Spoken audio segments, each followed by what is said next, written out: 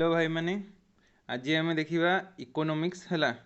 इकोनोमिक्सटा गोटे एमती गोटे चैप्टर जहाँ तुम जदि तुम पृथ्वीटा को पूरा जानवा चाहूच जब तुम तार इकोनोमिक्सटा जब जानीदेल ताले तुम बुझीपर वर्ल्ड रे कौन हो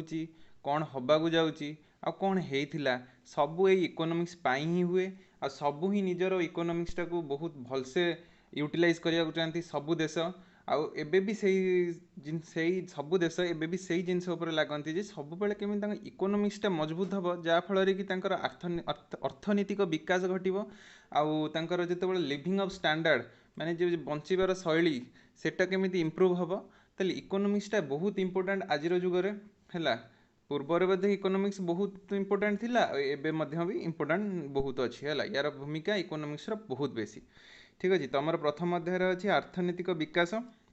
इकोनॉमिक डेवलपमेंट। अच्छा डेवलपमेंट जो देखिए डेवलपमेंट और ग्रोथ भितर बहुत बड़ तफात अच्छे। ठीक अच्छे इकोनॉमिक ग्रोथ गोटे कह अलग इकोनॉमिक डेवलपमेंट कह अलग। इकोनॉमिक डेवलपमेंट हूँ विकास विकास माने हूँ कौन विकास माने हूँ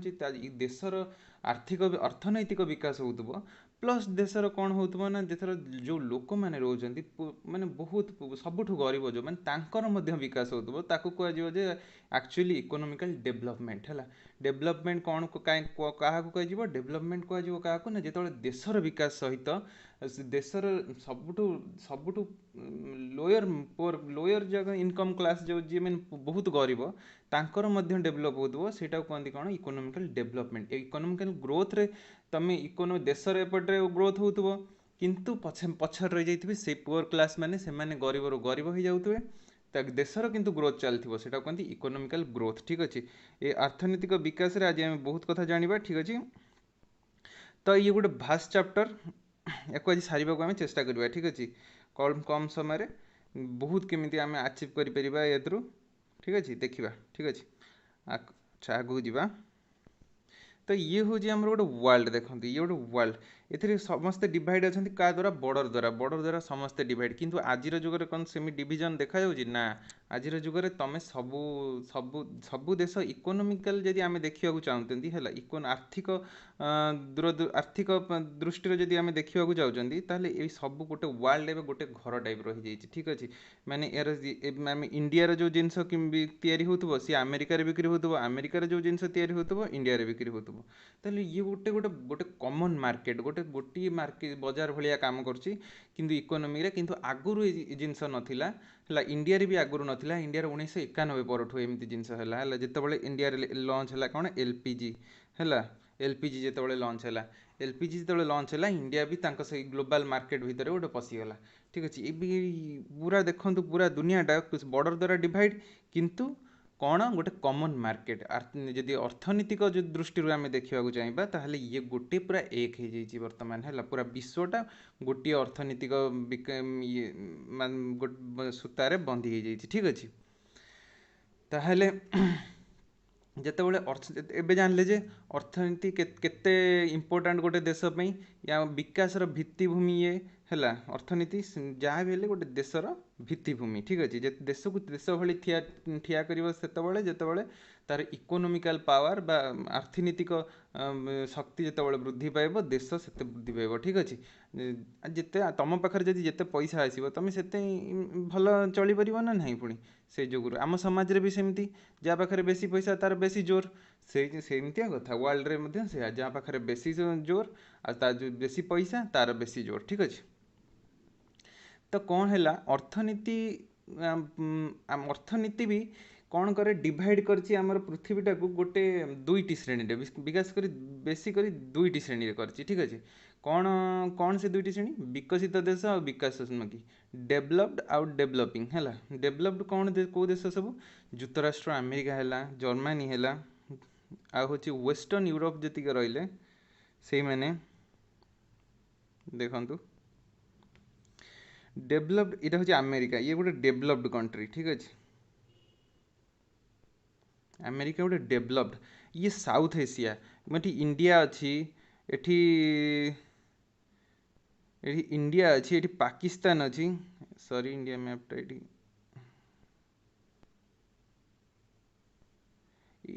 इंडिया अच्छी ये पाकिस्तान अच्छी एठी नेपाल अच्छी, बांग्लादेश अच्छी, एठी चाइना अच्छी है, एटा चाइना, एटा यूएसए, एटा हूँ south Asia, total south Asia. तो ये आम देखिपर यहाँ हूँ डेभलप्ड कंट्री कौटा यूएसए गोटे एग्जांपल हूँ डेभलप्ड कंट्री। आ वेस्टर्न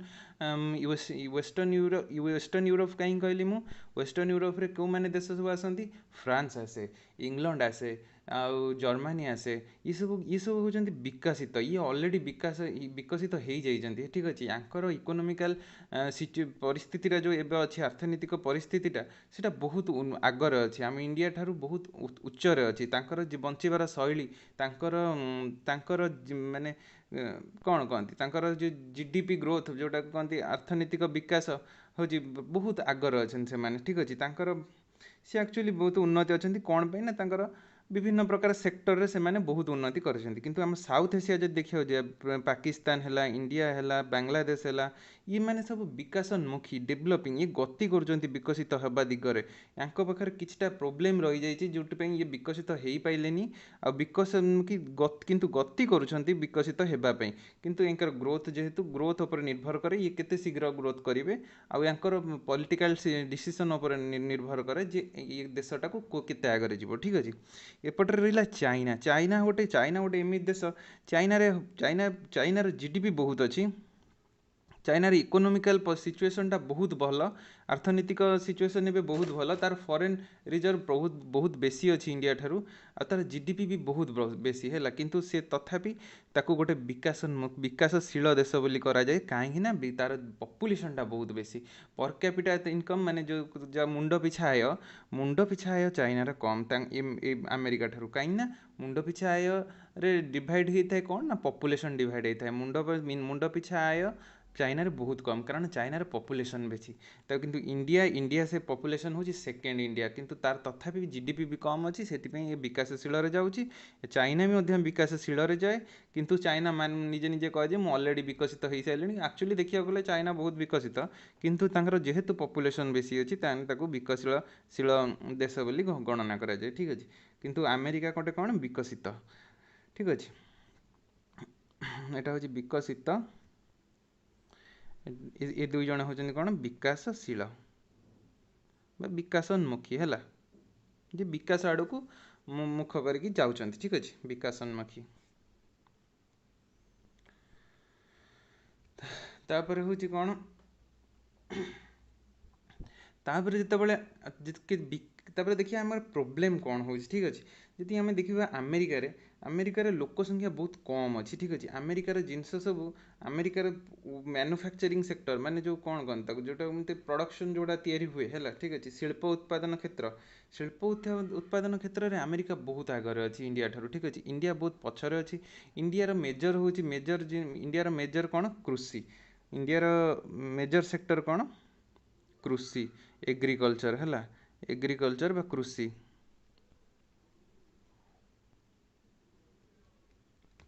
इंडियार हूँ मेजर हूँ कृषि जहाँ 50% लेबर फोर्स माने 50% लोक है जो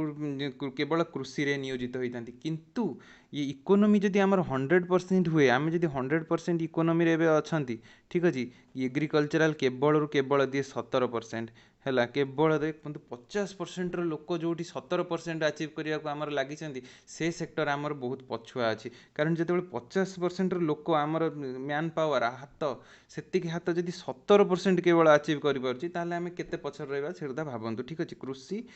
कृषि हूँ आम एग्रीकल्चर सेक्टर हूँ मेन सेक्टर जहाँ 50% लोक रही किंतु 17% जीडीपी की कंट्रीब्यूट करे। जीडीपी माने कौन ग्रॉस डोमेस्टिक प्रोडक्ट जो मोट जातीय आय है, मोट जातीय आय जीडीपी देखिए बही अच्छी मोट जातीय आय तार फुल फॉर्म से अच्छी जीडीपी बोली लिखाई है। मोट जातीय आय जदि 17% जदि सी कंट्रीब्यूट करुच्ची एग्रीकल्चर किंतु 50% लोक सी निज पाखे टाणिकी रखी। ठीक अच्छे ताले जानले आमर कहीं गोटे प्रोब्लेम रोचे, गोटे प्रोब्लेम कौन है आमर कृषिटा से डेभलप नुहे कारण से 50% ऑलरेडी लिखुची तथापि से डेभलप एते ना कृषि। ठीक अच्छे तो ये गोटे प्रोब्लेम हो गला। तापर सेकेंड प्रोब्लेम कौन जनसंख्या जनसंख्या आमर बहुत बेसी ठीक अच्छे आमर सेकेंड पॉपुलेटेड कंट्री है से माने द्वितीय जनबहुल राष्ट्र ठीक अच्छे आम से फास्ट कि चाइना आम तो चाइना को टक्कर देलुँ आम तो चाइनार लैंडमास आम बेसी तथापि आम चाइना को टक्कर देलुँ ठीक अच्छे तो चाइना सेकेंड रोचे इंडिया इंडियार बहु जनसंख्या ता से अनुसार आमर फेलुअर घटी आम समस्त को जॉब दे पारुनु है जॉब्र डेफिसिट आमर बहुत बेसी ठीक अच्छे जॉब आम पाखे ना किंतु लोक संख्या एपटे बढ़ी बढ़ी बढ़ी जाऊँच तेणु आम कौन है आमर से जनसंख्या वृद्धि गोटे सेकेंड प्रोब्लेम जोटा कि नेक्स्ट सबू प्रोब्लेम जन्म करे है ठीक अच्छे जनसंख्या वृद्धि गोटे एमती जिनस जी गोटे निजे तो गोटे बड़ प्रोब्लेम किंतु ता सहित सी आहरी बहुत किसी प्रोब्लेम नहीं कि आसे ठीक अच्छे कौन केमी प्रोब्लेम नहीं कि आसे देखिए ठीक अच्छे जनसंख्या जो बढ़ीज है से कौन हम संबल आमर तो जान गोटे संबल सब लिमिटेड थाए ठीक अच्छे सी जहाँ जो प्रकार संबल हो तुम जो जोग्राफी पढ़ जाने कहि संबल सब कौन तो संबल गोटे थाए गोटे देश में सी बहुत लिमिटेड तार अनलिमिटेड सोर्स किसी ना संबल ठीक अच्छे सब लिमिटेड जदि एपटर लोक जदि एतिक रहिले लोक पपुलेसन जदि एतिक रहा ये एतिक संबल को आराम से चली पार जदि पपुलेसन आस्ते आस्ते बढ़ी एतिक हम ताले सी मैंने बहुत कष्ट मष्ट चलो जदि पपुलेसन एतिक बढ़ीजे ताले ये संबल को या माड़ गोड़ लगे ठीक अच्छे तेणु पपुलेसन जिते बढ़ी जाए संबल उपर बेसी प्रेसर आसे आम संबल कम माने आम जी संबल यूज करवा कथा से कमी जाए फल कौन आम जीवन धारणर मान बहुत तलू खसी जाए जीवन धारणर मान तल को खसे ठीक अच्छे जीवन धारण मान बहुत तलू को खसे ये गोटे बहुत बड़ प्रोब्लेम ठीक अच्छे केतटा प्रोब्लेम आम जानले तीन टा प्रोब्लेम होची ये होची मेन प्रोब्लेम जोटा कि आम अर्थ आप यही सब प्रोब्लेम को इंडिया एक्चुअली अर्थनैतिक सिचुएसन कौन कहले यही जो तीन टा प्रोब्लेम को केमिति आम तीन टा प्रोब्लेम को सजेड़ी देश को ग्रोथ आग को नबा विकसित देश आड़ को नबा ताहले इंडियार इकोनोमिक यही चारि पाखरे ही राउंड करे केवल ठीक अच्छे इंडियार जी प्लानिंग हुए सेंटर हो से स्टेट रे हो सब बड़े यहीटा को नजर रखा प्लानिंग हुए यही जो तीन टा जिनसर केमिति यही तीन टा जिनस जमी बाधा न पड़ू ठीक अच्छे से तीन टा जिनसर चारि पाखरे ही आमर देशर कौन हुए ना से जी प्लान सब हुए जी स्कीम सब बाहर जिते शुणुव गवर्नमेंट दुनिया स्कीम बाहर सब यही सब तीन टा जिनस बेसी फोकस करा जाए ठीक अच्छे ठीक अच्छे ताले ये हूँ आम जानले आम देशर अर्थनैतिक कौन अवस्था आम देशटा कौ वर्ल्ड कौ सिचुएसन रे अच्छी आ सहित पुणी कौन प्रोब्लेम आमर दुईटी विकसित विकासोन्मुखी अच्छी है दुई तबे तबे आम यार जा या किस टर्म दिवा देखी ठीक अच्छे टर्म किसटा टर्म देखा ठीक अच्छे ये किसटा टर्म देखो है ये ये आपको कहीपर आम जो इकोनोमी उपर कथा पढ़ुचे है ठीक अच्छे इकोनोमी आम कौन कौन देखिए कहते इकोनोमीटा खराब अच्छी ए देशर इकोनोमी भल अच्छी तो आम जाना केमी से आम जाना कि टर्म अच्छी GDP GNP NNP per capita income तुम बही केवल देती जीडीपी आ पर कैपिटा इनकम जदि मन रख जीएनपी आ एनएनपी को भल कथा जदि न रखा ठीक अच्छे किसी नहीं ठीक है किंतु जीडीपी आ पर कैपिटा इनकम को बहुत बहुत आवश्यकता मन रखा ठीक अच्छे जीडीपीटा आमर कौन जान जीडीपी पिला जीडीपी हूँ ग्रॉस डोमेस्टिक प्रोडक्ट है जीडीपी कौन ग्रॉस डोमेस्टिक प्रोडक्ट किंतु से एक्चुअली कौन ना यहाँ हूँ जो गोटे देश भितर ठीक अच्छे गोटे वर्षक मध्य मोट एटा जीडीपी एक्चुअली मोट जातीय आय ओडियाटा मन रख मोट जातीय आय है मोट जातीय आय यार माने कौन हो वर्षक मध्य उत्पादित समस्त द्रव्य देख अच्छा एक्चुअली गोटे कथा शुणी था जिते तुम इकोनोमी कथा कौच आम देश कौन कौन पे इकोनोमिक डेभलप पड़े मैन्युफैक्चरिंग सेक्टर जो कृषि कथा कहते आम कृषि भी किसी जिनस बाहर कर ठीक अच्छे कृषि कौन बाहर कर जो गहम है अटा है आम बिकुंट जहाँफल आम इकोनोमी बढ़ुची ठीक है जो आम शिल्प कथा कहते इंडस्ट्री कथा कहते से आम जहाँ भी बाहर धर छुंची ठारू जहाज पर्यंत जहाँ भी बाहर सी भी आम भी बिकुंट कारबार होती भी आम बाहर किंतु ତା ସହିତ ଆଉ ଗୋଟେ ଜିନିଷ ଅଛି ସେବା। ଯେତେବେଳେ ତୁମେ ଯାଉଛ ଗୋଟେ ହୋଟେଲକୁ, ହୋଟେଲରେ ଯେତେବେଳେ ତୁମକୁ ସେ ତୁମ ୱେଟରକୁ ଡାକୁଛ, ୱେଟର ତୁମକୁ ଆଣିକି ଖାଇବାକୁ ଦେଉଛି, ତା ବଦଳରେ ସେ ଦରମା ପାଉଛି ନା ନାହିଁ, ସେଇଟା ଗୋଟେ ଟାଇପ୍ର ସେବା। ତେଣୁ କ'ଣ ହେବ ନା, ଯେତେବେଳେ ଦ୍ରବ୍ୟ ଆଉ ସେବା ଦୁଇଟି ପ୍ରକାର ଜିନିଷ, ସିଏ ତୁମକୁ କ'ଣ ସେବା ବିକୁଛି, ଠିକ୍ ଅଛି, ସର୍ଭିସ୍, ସେଇଟା କୁହନ୍ତି ସର୍ଭିସ୍ ସେକ୍ଟର, ଠିକ୍ ଅଛି। ଯେତେବେଳେ ସେ ତୁମକୁ ଗୋଟେ ସର୍ଭିସ୍ ଦେଲା, ଯେତେବେଳେ ତୁମେ ଲଜିଷ୍ଟିକ୍ ସେକ୍ଟର ଗୋଟେ ଲଜିଷ୍ଟିକ୍ ବୁଝିପାରିବନି, କିନ୍ତୁ କ'ଣ ହେଲା ନା, ମାନେ ଯେତେବେଳେ ତୁମେ ଗୋଟେ ଜିନିଷ ତୁମେ ଗୋଟେ ଫ୍ଲିପକାର୍ଟରୁ ଧର ଅର୍ଡ଼ର କରୁଛ, ଠିକ୍ ଅଛି, ଫ୍ଲିପକାର୍ଟରୁ ଅର୍ଡ଼ର କରୁଛ, ଗୋଟେ ଲୋକଟେ ଆଣିକି ତୁମକୁ ଦେଉଛି, ସିଏ ସେଠି ତୁମକୁ କ'ଣ ବିକୁଛି, ତୁମକୁ ସେଠି ସେ ସେବା ବିକୁଛି, ତା ପାଇଁ ତୁମେ କିଛିଟା ଚାର୍ଜ କରୁଛ, ହେଲା, ସେ ଯେଉଁ ଜିନିଷ ଉପରେ, ଠିକ୍ ଅଛି। ତାହେଲେ ଦ୍ରବ୍ୟ ଆଉ ସେବା ଦୁଇଟି ଜିନିଷ ଯେଉଁଟାକି ବିକିକି ଆମେ ପଇସା ଇନକମ୍ କରେ ଦେଶ, ଠିକ୍ ଅଛି। ସେଥିପାଇଁ ଆମେ ଜିଡିପିକୁ କେମିତି, ମୋଟ ଜାତୀୟ ଆୟକୁ କେମିତି ଦେଖିବା, ବର୍ଷକ ମଧ୍ୟରେ ଉତ୍ପାଦିତ ସମସ୍ତ ଦ୍ରବ୍ୟ ଓ ସେବାର ମୁଦ୍ରାଗତ ମୂଲ୍ୟ। ମୁଦ୍ରାଗତ ମୂଲ୍ୟ କ'ଣ, ସେଇ ଯେଉଁ ଆମେ ଯେଉଁ ସେବାଟା ଦେଲେ ତାର ମନିଟାରୀ ଭ୍ୟାଲୁ କେତେ, ମାନେ ମୁଦ୍ରାଗତ ଭ୍ୟାଲୁ କେତେ, ଠିକ୍ ଅଛି। ମାନେ ଏ ଯେଉଁ ସେବାଟା ସେ ତୁମ ୱେଟର ଆଣିକି ଦେଲା, ତା ପାଇଁ ବି ସେ କିଛିଟା ଚାର୍ଜ କରିଥିବେ ହୋଟେଲ ବାଲା, ଯେଉଁଥିପାଇଁ ତୁମକୁ ଲାଗିବ ବିରିୟାନୀ ଗୋଟା 250 ଟଙ୍କା ବେଶୀ ହେଇଯାଉଛି, କିନ୍ତୁ ଆକ୍ଚୁଆଲିରେ ବେଶୀ ନୁହଁ। ସେ ଆକ୍ଚୁଆଲି ଯେଉଁ ସେବାଟା ଦେଇଛି ୱେଟର, ସେଇ ଯେଉଁ ୱେଟର ଯେଉଁ ସେବା, ତାହାର ମୂଲ୍ୟ ମିଶିଛି ସେଇ ଯେଉଁ ଖାଦ୍ୟରେ, ଠିକ୍ ଅଛି। ତାହେଲେ ହେଉଛି କ'ଣ, ସେଇଟା ହେଉଛି ବର୍ଷକ ମଧ୍ୟରେ ଉତ୍ପାଦିତ ସମସ୍ତ ଦ୍ରବ୍ୟ ଓ ସେବାର ମୁଦ୍ରାଗତ ମୂଲ୍ୟ ଏବଂ ତତ୍ସହିତ ମାନେ ତାହା ସହିତ ମିଶିକି ବାହାରୁ ଆସୁଥିବା ଆୟର ସମଷ୍ଟିକୁ, ମାନେ ଯେତେବେଳେ ଆମ ଦେଶ ତ ଯେତିକି ତିଆରି ହୁଏ ଆମେ ବି ତା ଦେହରୁ ଭାଗ ନେଉ, ତା ସହିତ ପୁଣି କ'ଣ ଯେତିକି ବଳି ପଡ଼େ ଦେଶ କ'ଣ କରେ, ବାହାର କଣ୍ଟ୍ରିକୁ ଏକ୍ସପୋର୍ଟ କରେ, ଠିକ୍ ଅଛି। ଆମର ଯଦି କିଛି ଜିନିଷ ଆମର ଦରକାର ପଡ଼ିଲା, ଧର ଷ୍ଟିଲ୍ ବହୁତ ଆମର ଇମ୍ପୋର୍ଟ ହୁଏ, ଠିକ୍ ଅଛି, ଇଣ୍ଡୋନେସିଆ ଅଷ୍ଟ୍ରେଲିଆରୁ,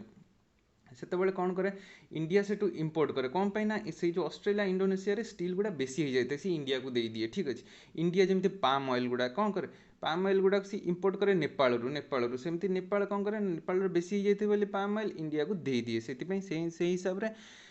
ଆମେ ଇଣ୍ଡିଆରେ ବି କିଛି ଜିନିଷ ଅଛି ଯେଉଁଟାକି ଆମେ ବାହାର କଣ୍ଟ୍ରିକୁ ଏକ୍ସପୋର୍ଟ କରୁ, ଠିକ୍ ଅଛି। ସେଇ ଯେଉଁ ଏକ୍ସପୋର୍ଟ ବଦଳରେ ଆମେ ଯେତେବେଳେ ତାଙ୍କୁ ଜିନିଷଟା ଦେଉ, ଆମେ ଯେତେବେଳେ ତାଙ୍କୁ ସେବାଟା ଦେଉ, କିଛି ସିଏ ଆମକୁ ଯେଉଁ ପଇସାଟା ଦିଅନ୍ତି ତାକୁ ପ୍ଲସ୍ କରିକି ଆମ ଦେଶର ମୋଟ ଜାତୀୟ ଆୟ ନିର୍ଦ୍ଧାରଣ କରାଯାଏ, ଠିକ୍ ଅଛି। ବର୍ଷକ ମଧ୍ୟରେ, କେବଳ ମନେ ରଖିବ, ବର୍ଷକ ମଧ୍ୟରେ ଉତ୍ପାଦିତ ସମସ୍ତ ଦ୍ରବ୍ୟ ଓ ସେବାର ମୁଦ୍ରାଗତ ମୂଲ୍ୟ, ମନେ ରଖିବ, ମୁଦ୍ରାଗତ ମୂଲ୍ୟ ମାନେ ମନିଟାରୀ ଭ୍ୟାଲୁ, ଠିକ୍ ଅଛି, ମୁଦ୍ରାଗତ ମୂଲ୍ୟ ଏବଂ ତତ୍ ସହିତ ଦେଶରୁ ବାହାରୁ ଆସୁଥିବା ଆୟର ସମଷ୍ଟିକୁ, ଠିକ୍ ଅଛି, ଆୟର ସମଷ୍ଟିକୁ କ'ଣ କରାଯାଏ, ମୋଟ ଜାତୀୟ ଆୟ ବୋଲି କୁହାଯାଏ, ଠିକ୍ ଅଛି। ଏଇଟା ହେଉଛି ଜିଡିପି, ଠିକ୍ ଅଛି। ଜିଡିପି ଯେତେବେଳେ ଜାଣିଦେଲ, ଏଇଟା ହେଉଛି ସବୁଠୁ ବେସିକ୍ ଜିନିଷ ଆଉ ସବୁଠୁ କଷ୍ଟ ଜିନିଷ, ଠିକ୍ ଅଛି। ଏଟାକୁ ଯିଏ ହଜମ କରିଦେଲା ତାକୁ ଆଉ ଇକୋନୋମିକ୍ସ କିଛି ଲାଗିବନି। ତ ଜିଡିପି ପୁରା ବୁଝିଗଲ। ଜିଡିପି କ'ଣ ନା, ବର୍ଷକ ଭିତରେ ଆମ ଯେତିକି ଦ୍ରବ୍ୟ ଆଉ ସେବା ଆମ ଦେଶରେ ତିଆରି ହେଉଛି, ଆଉ ପ୍ଲସ୍ ତା ସହିତ ଆମେ ଯେତେବେଳେ ବିକୁଛନ୍ତି ସେ ସେବାକୁ ବାହାର କଣ୍ଟ୍ରିରୁ ଯେଉଁ ପଇସା ଆସୁଛି, ତ ତାହାର ପଇସା ମିଶିକି ଦେଶରେ ବର୍ଷକ ମଧ୍ୟରେ ଯେତିକି ମୁଦ୍ରାଗତ ମୂଲ୍ୟ କେବଳ, ସେଇଟାକୁ କୁହନ୍ତି ଜିଡିପି। ଯେତେବେଳେ ଶୁଣିଥିବ ବଡ଼ ବଡ଼ ନ୍ୟୁଜ୍ ଚ୍ୟାନେଲରେ ଯେତେବେଳେ ଚାଲିଥିବ, ଆମ ଜିଡିପି ଗ୍ରୋଥ୍ ଏତିକି କମିଗଲା, ଜିଡିପି ଗ୍ରୋଥ୍ କୋଭିଡ୍ ଟାଇମ୍ରେ ଜିଡିପି ଗ୍ରୋଥ୍ ହେଇଗଲା 23% କମିଗଲା। କାହିଁକିନା ଜିଡିପି ଗ୍ରୋଥ୍ ଆମର ଯେତିକି ଥିଲା, ଆମର ଜିଡିପି ଏଇ ସାଙ୍ଗେ କେତେ ଅଛି, ଜିଡିପି ଦୁଇ ପ୍ରକାର, ମନେ ରଖିବ ସବୁବେଳେ, ଜିଡିପି ଦୁଇ ପ୍ରକାର ନିର୍ଦ୍ଧାରଣ କରାଯାଏ, ଗୋଟେ ନୋମିନାଲ୍ ଆଉ ଗୋଟେ ପିପିପି, ପର୍ଚେଜିଂ ପାୱାର ପ୍ୟାରିଟି। ତାପରେ ଯେତେବେଳେ ଜିଡିପି ଆମର 2.9 ଟ୍ରିଲିୟନ୍ ଅଛି, ହେଲା, 2.9 ଟ୍ରିଲିୟନ୍, ବହୁତ ନା ଶୁଣିଲ, ଟ୍ରିଲିୟନ୍ ବିଲିୟନ୍, କିନ୍ତୁ ଆକ୍ଚୁଆଲିରେ କ'ଣ, ଆମ ଜିଡିପି 2.9 ଟ୍ରିଲିୟନ୍ ଅଛି, ହେଲା। এই ଯେଉଁ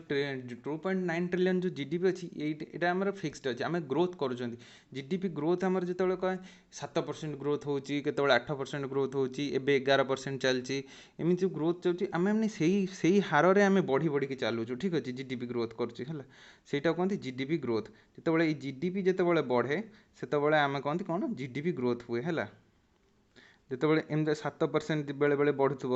କୋଭିଡ୍ ଟାଇମ୍ରେ ଯେତେବେଳେ 2020 ମସିହାରେ କୋଭିଡ୍ ଟାଇମ୍ରେ କ'ଣ ହେଲା ନା, ଆମର 23% କମିଗଲା, ଜିଡିପି କ'ଣ ହେଲା, 23% କମିଗଲା। ସେ ଟାଇମ୍ ତ ଜାଣିଥିବ, ସବୁ ଇଣ୍ଡଷ୍ଟ୍ରି ବନ୍ଦ ଥିଲା, ଆମର ତ ଜିନିଷ କିଛି ତିଆରି ହେଲାନି, ଜିନିଷ ସେବା ତ ହୋଟେଲ ତ ବନ୍ଦ ଥିଲା, ଆମେ ତ ସେବା ଦେଇପାରିଲିନି, ଜିଡିପି ବଢ଼ିବ କେମିତି, ଜିଡିପି ସେ ଯେଉଁ 23% ଏଠି କଣ୍ଟ୍ରାକ୍ଟ କରିଥିଲା, କଣ୍ଟ୍ରାକ୍ଟ ମାନେ କମିଯାଇଥିଲା, ଠିକ୍ ଅଛି, କିନ୍ତୁ ଏବେ ଜିଡିପି ପରେ କୋଭିଡ୍ ପରେ କ'ଣ ହେଲା ନା, ଜିଡିପି ପୁଣି ପେସ୍ ଧରିଲା, 10ରୁ 11% ଇନକ୍ରିଜ୍ କଲା, ଠିକ୍ ଅଛି, 10ରୁ 11% 2021 ମସିହାରେ ଇନକ୍ରିଜ୍ କଲା। ତ ଏଇଟା ହେଉଛି ଆମେ ଜାଣିଲେ ଜିଡିପି ବିଷୟରେ। ତାପରେ ଏବେ ଜାଣିବା କ'ଣ, ଜିଏନ୍ପି। जीएनपी टा कौन जो जीडीपी रे है जो जीडीपी रे माने बाहर कंट्री है माने जीडीपी रे जिते आम गोटे धर जिनस गोटे आम दरकार पड़ा आम देश ठीक अच्छे तुमको बुझे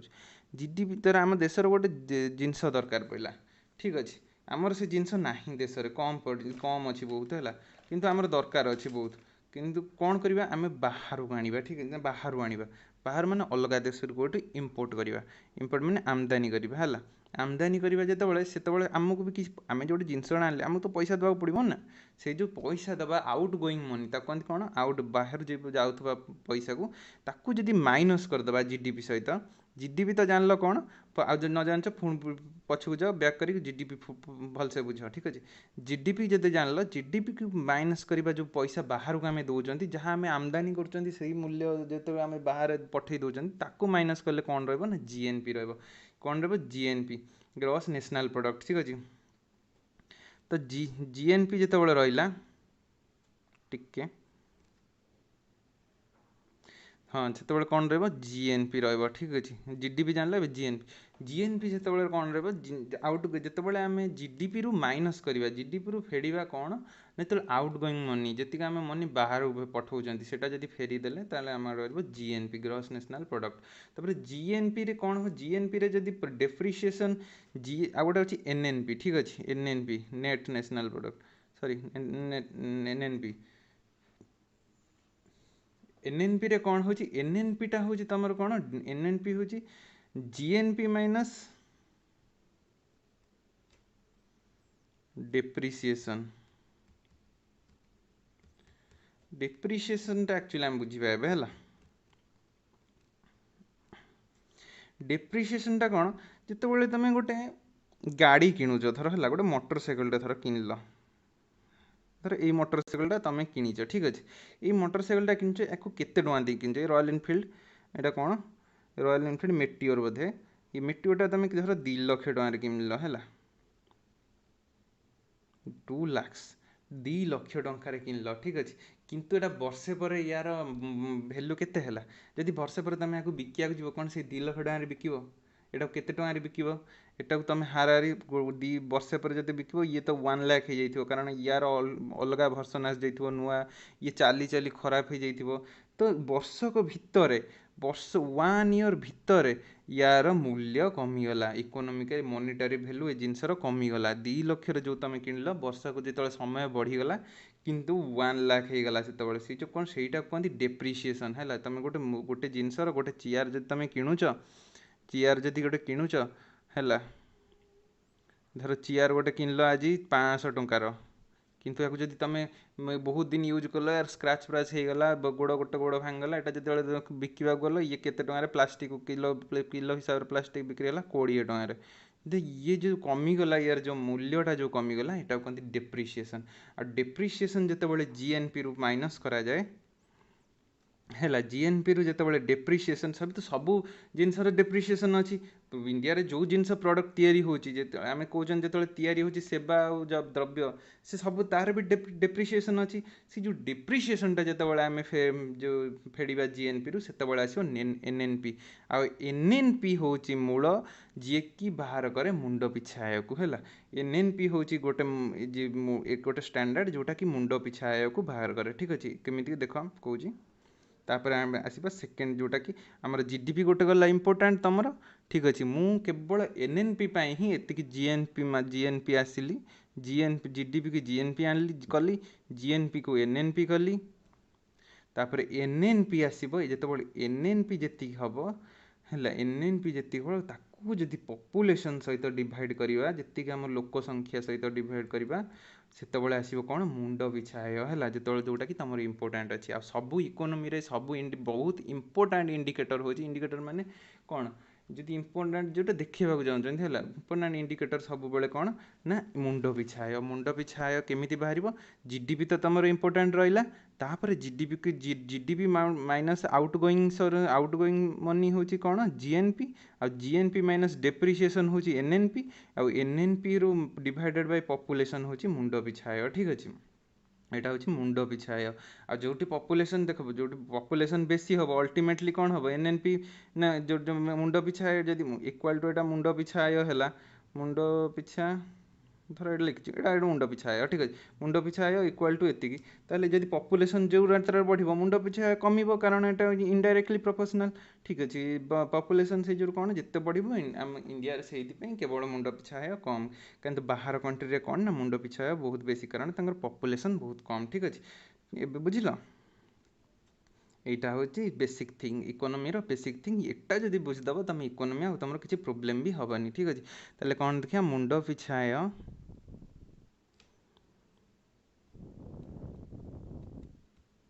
equal to NNP net national product divided by population जनसंख्या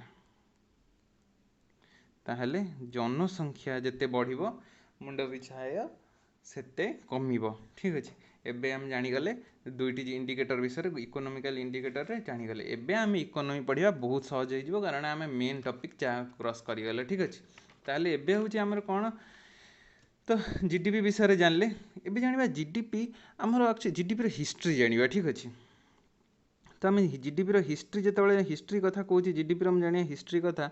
जो जीडीपी जो देश स्वाधीन होता ठीक अच्छे जो देश स्वाधीन होता जो कौन होता ना जीडीपी से आम देशर 1950 मसीह 1950 रु 51 मसीह कौन था जीडीपी 13 कोटी सॉरी 1 कोटी 32 लक्ष 1 कोटी 32 लक्ष रे थिला ठीक अच्छे जातीय आय जहाँ मोट जातीय आय केते थिला 1 कोटी 32 लक्ष सेमती हूँ जो आस्ते आस्ते जातीय आय हूँ नेशनल इनकम सॉरी जीडीपी नुह नेशनल इनकम थिला जो इंडिया जो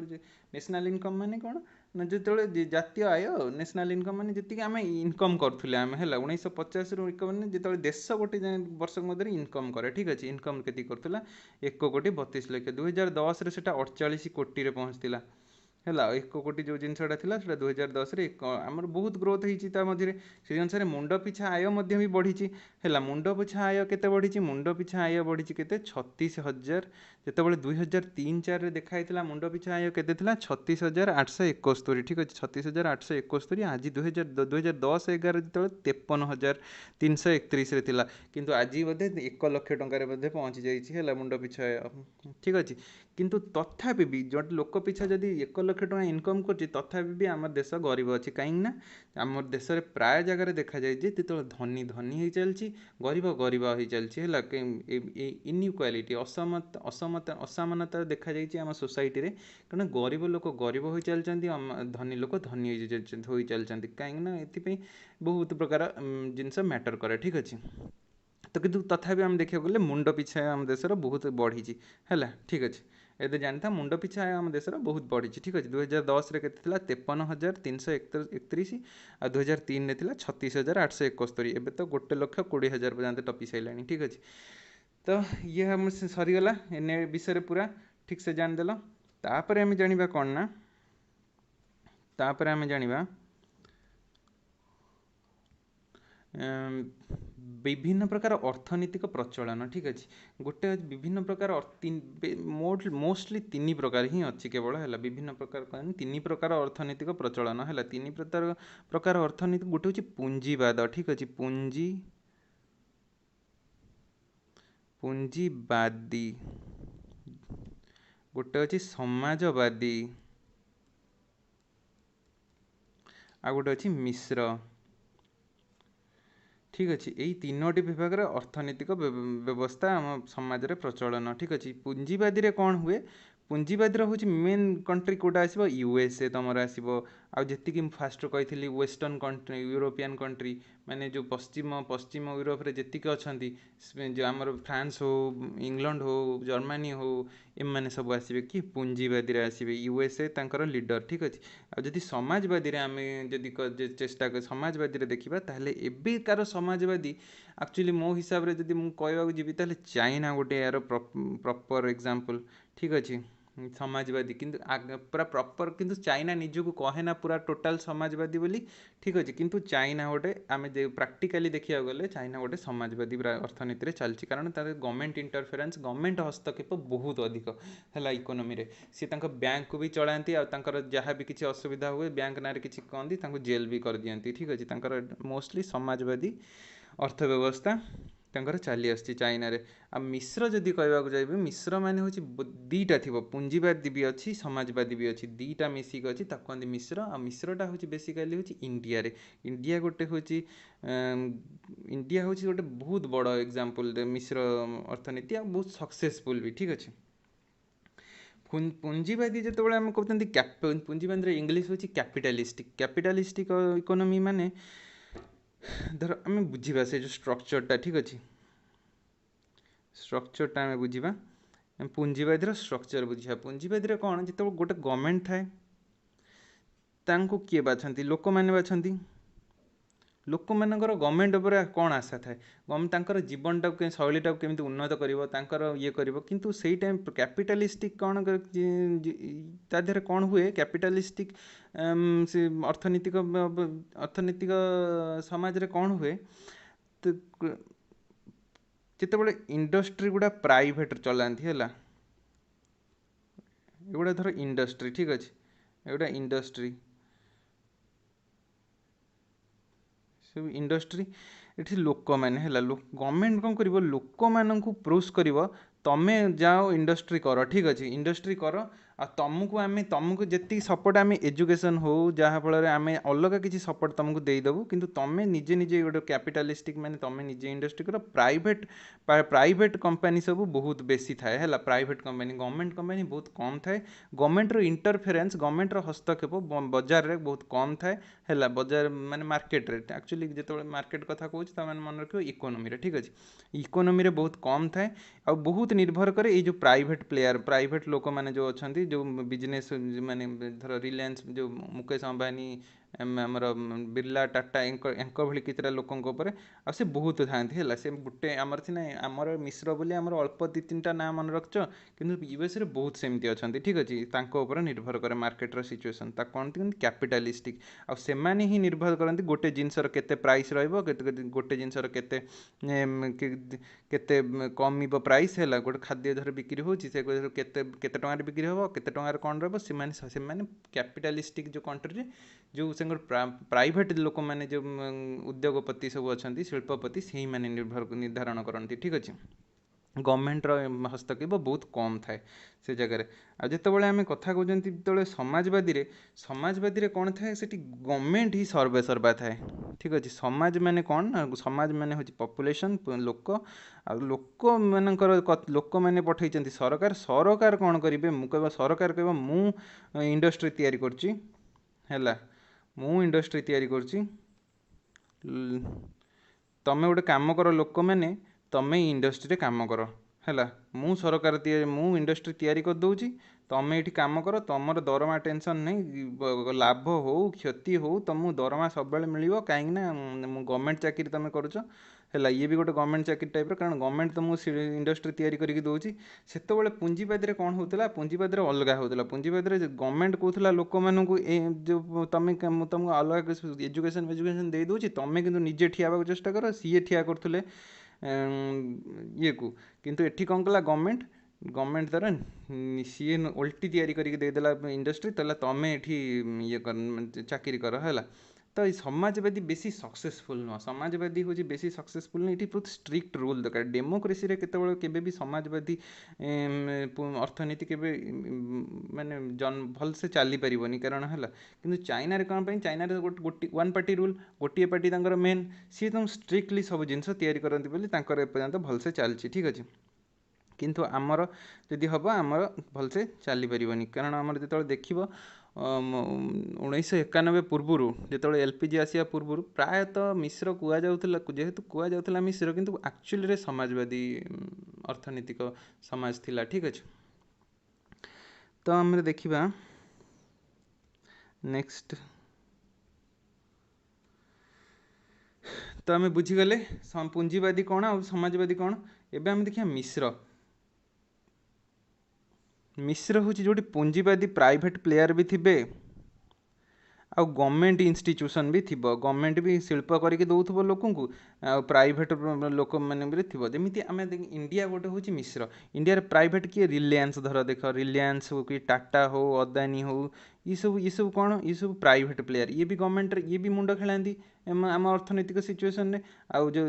ଗଭର୍ଣ୍ଣମେଣ୍ଟର ବି ଅଛି, ଗଭର୍ଣ୍ଣମେଣ୍ଟରେ ରେଲୱେ ହେଲା, ଇଏ ପୁରା ଗଭର୍ଣ୍ଣମେଣ୍ଟର। ଡାକ ବିଭାଗ ହେଲା, ଇଏ ପୁରା ଗଭର୍ଣ୍ଣମେଣ୍ଟର। ଇସବୁ ଗଭର୍ଣ୍ଣମେଣ୍ଟ ଗୁଡ଼ା କିଛି ଜିନିଷ ରଖିଛି, ପ୍ରାଇଭେଟ୍ ମାନଙ୍କୁ ବି କିଛି ଜିନିଷ ଦେଇଛି। ତାହେଲେ କ'ଣ ହେଲା ନା, ପ୍ରାଇଭେଟ୍ ଆଉ ଗଭର୍ଣ୍ଣମେଣ୍ଟ ଯଦି ମିଶିକି କଲେ ସେଇଟା କ'ଣ କି ମିଶ୍ର ଅର୍ଥନୀତିକ ପ୍ରଚଳନ। ଠିକ୍ ଅଛି। ତାହେଲେ 3 ପ୍ରକାର ପ୍ରଚଳନ ଜାଣିଲ, ପୁଞ୍ଜିବାଦୀ, ସମାଜବାଦୀ ଆଉ ମିଶ୍ର। ଠିକ୍ ଅଛି। ତାପରେ ଆମେ ଜାଣିବା କ'ଣ, ଭାରତର ଅର୍ଥନୈତିକ ବିକାଶ, ପରିମାଣ ଆଉ ପ୍ରକାର ଭେଦ। ଠିକ୍ ଅଛି। ଭାରତରେ କେଉଁ ପ୍ରକାର ବିକାଶ ହେଲା, କ'ଣ ପ୍ରକାର ଭେଦ ତାର ରହିଲା। ଠିକ୍ ଅଛି। ତାପରେ ତାପରେ ନେକ୍ସଟ ଇଏକୁ ଯିବା।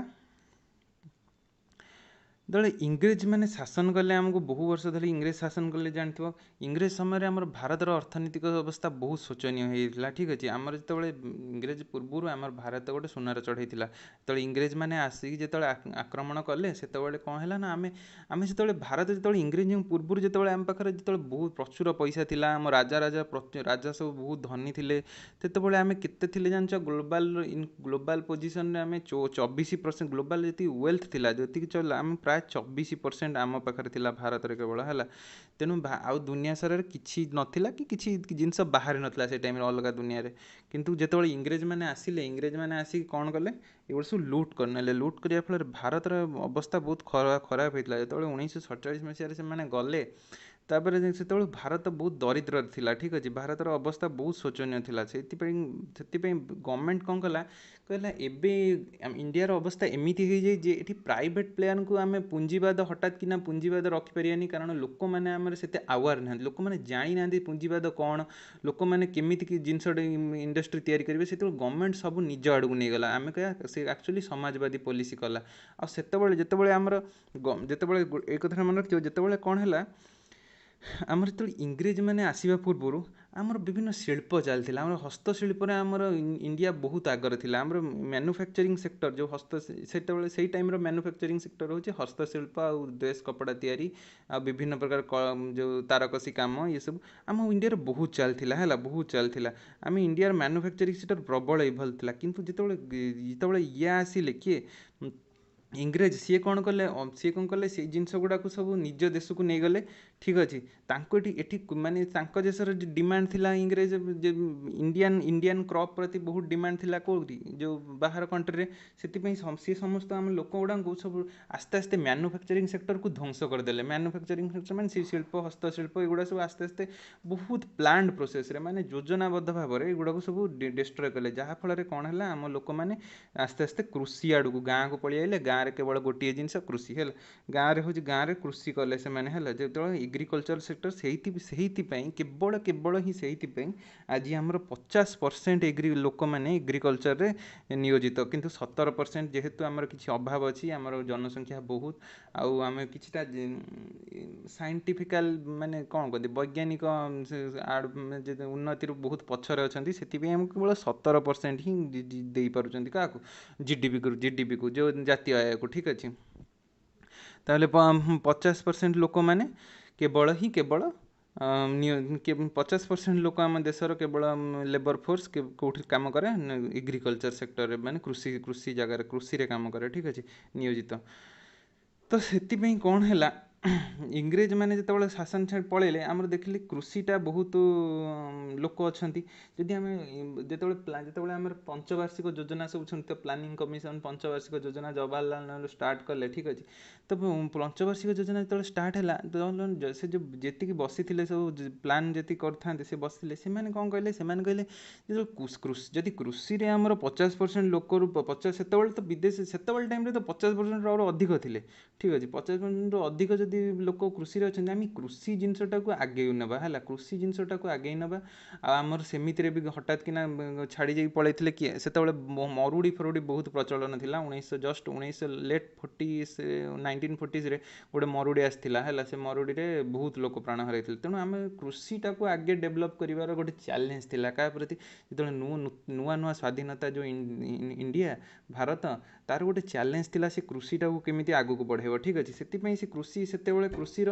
ଜିନିଷଟାକୁ ବଢ଼ାଇବା ପାଇଁ ହେଲେ ତାକୁ କୃଷି ଯଦି ତୁମେ କରିବାକୁ ଚାହୁଁଛ ତୁମ ଫାଷ୍ଟ କ'ଣ ଦରକାର, ଜମି କିନ୍ତୁ ସବୁ ଆକ୍ଚୁଆଲି କାହା ହାତରେ କିଏ ରଖିଥିଲେ, ଜମି ସବୁ ରଖିଥିଲେ ଜମିଦାରମାନେ। ଜମି ଆଉ ଆମର ତ ଜାଣିଥିବ ଆମ ଦେଶରେ ଜମି ମାନେ ହେଉଛି ଗୋଟେ ସୋସିଆଲ ପ୍ରେଷ୍ଟିଜ୍। ଆମ ଜମି ଆମେ କାହାକୁ ବିକିବୁନୁ, ଆମ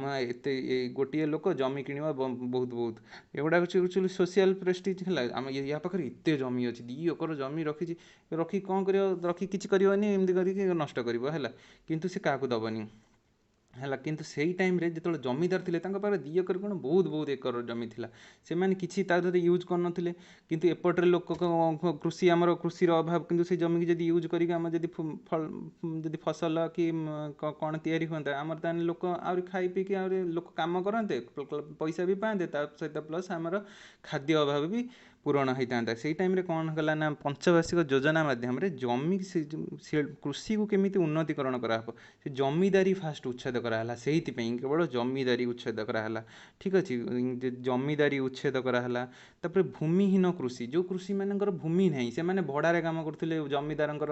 ଫାର୍ମରେ ଭଡ଼ାରେ କାମ କରୁଥିଲେ କ୍ଷେତରେ ହେଲା, ସେମାନଙ୍କୁ ପଇସା କେବଳ ଦିଆହେଉଥିଲା। ସେଇ ଭୂମିହୀନ କୃଷିଙ୍କୁ ଯେତେବେଳେ ଜମିଦାରୀ ଉଚ୍ଛେଦ ହୋଇଗଲା, ଗୋଟେ ସିଲିଂ ଲେଖିଲା, ଏତିକି ଲ୍ୟାଣ୍ଡ ଠାରୁ ବେଶୀ କିଏ କିଣିପାରିବନି। ସେଇ ଯେଉଁ ବଳକା ଜମି ଗୁଡ଼ାକ କ'ଣ ହେଲା, ଯେଉଁ ଭୂମିହୀନ କୃଷକମାନଙ୍କୁ ଦିଆଗଲା। ଠିକ୍ ଅଛି, ବିନୋବା ଭାବେ ଶୁଣିଥିବ, ସିଏ ଏମିତି ଥାଳି ବଜେଇ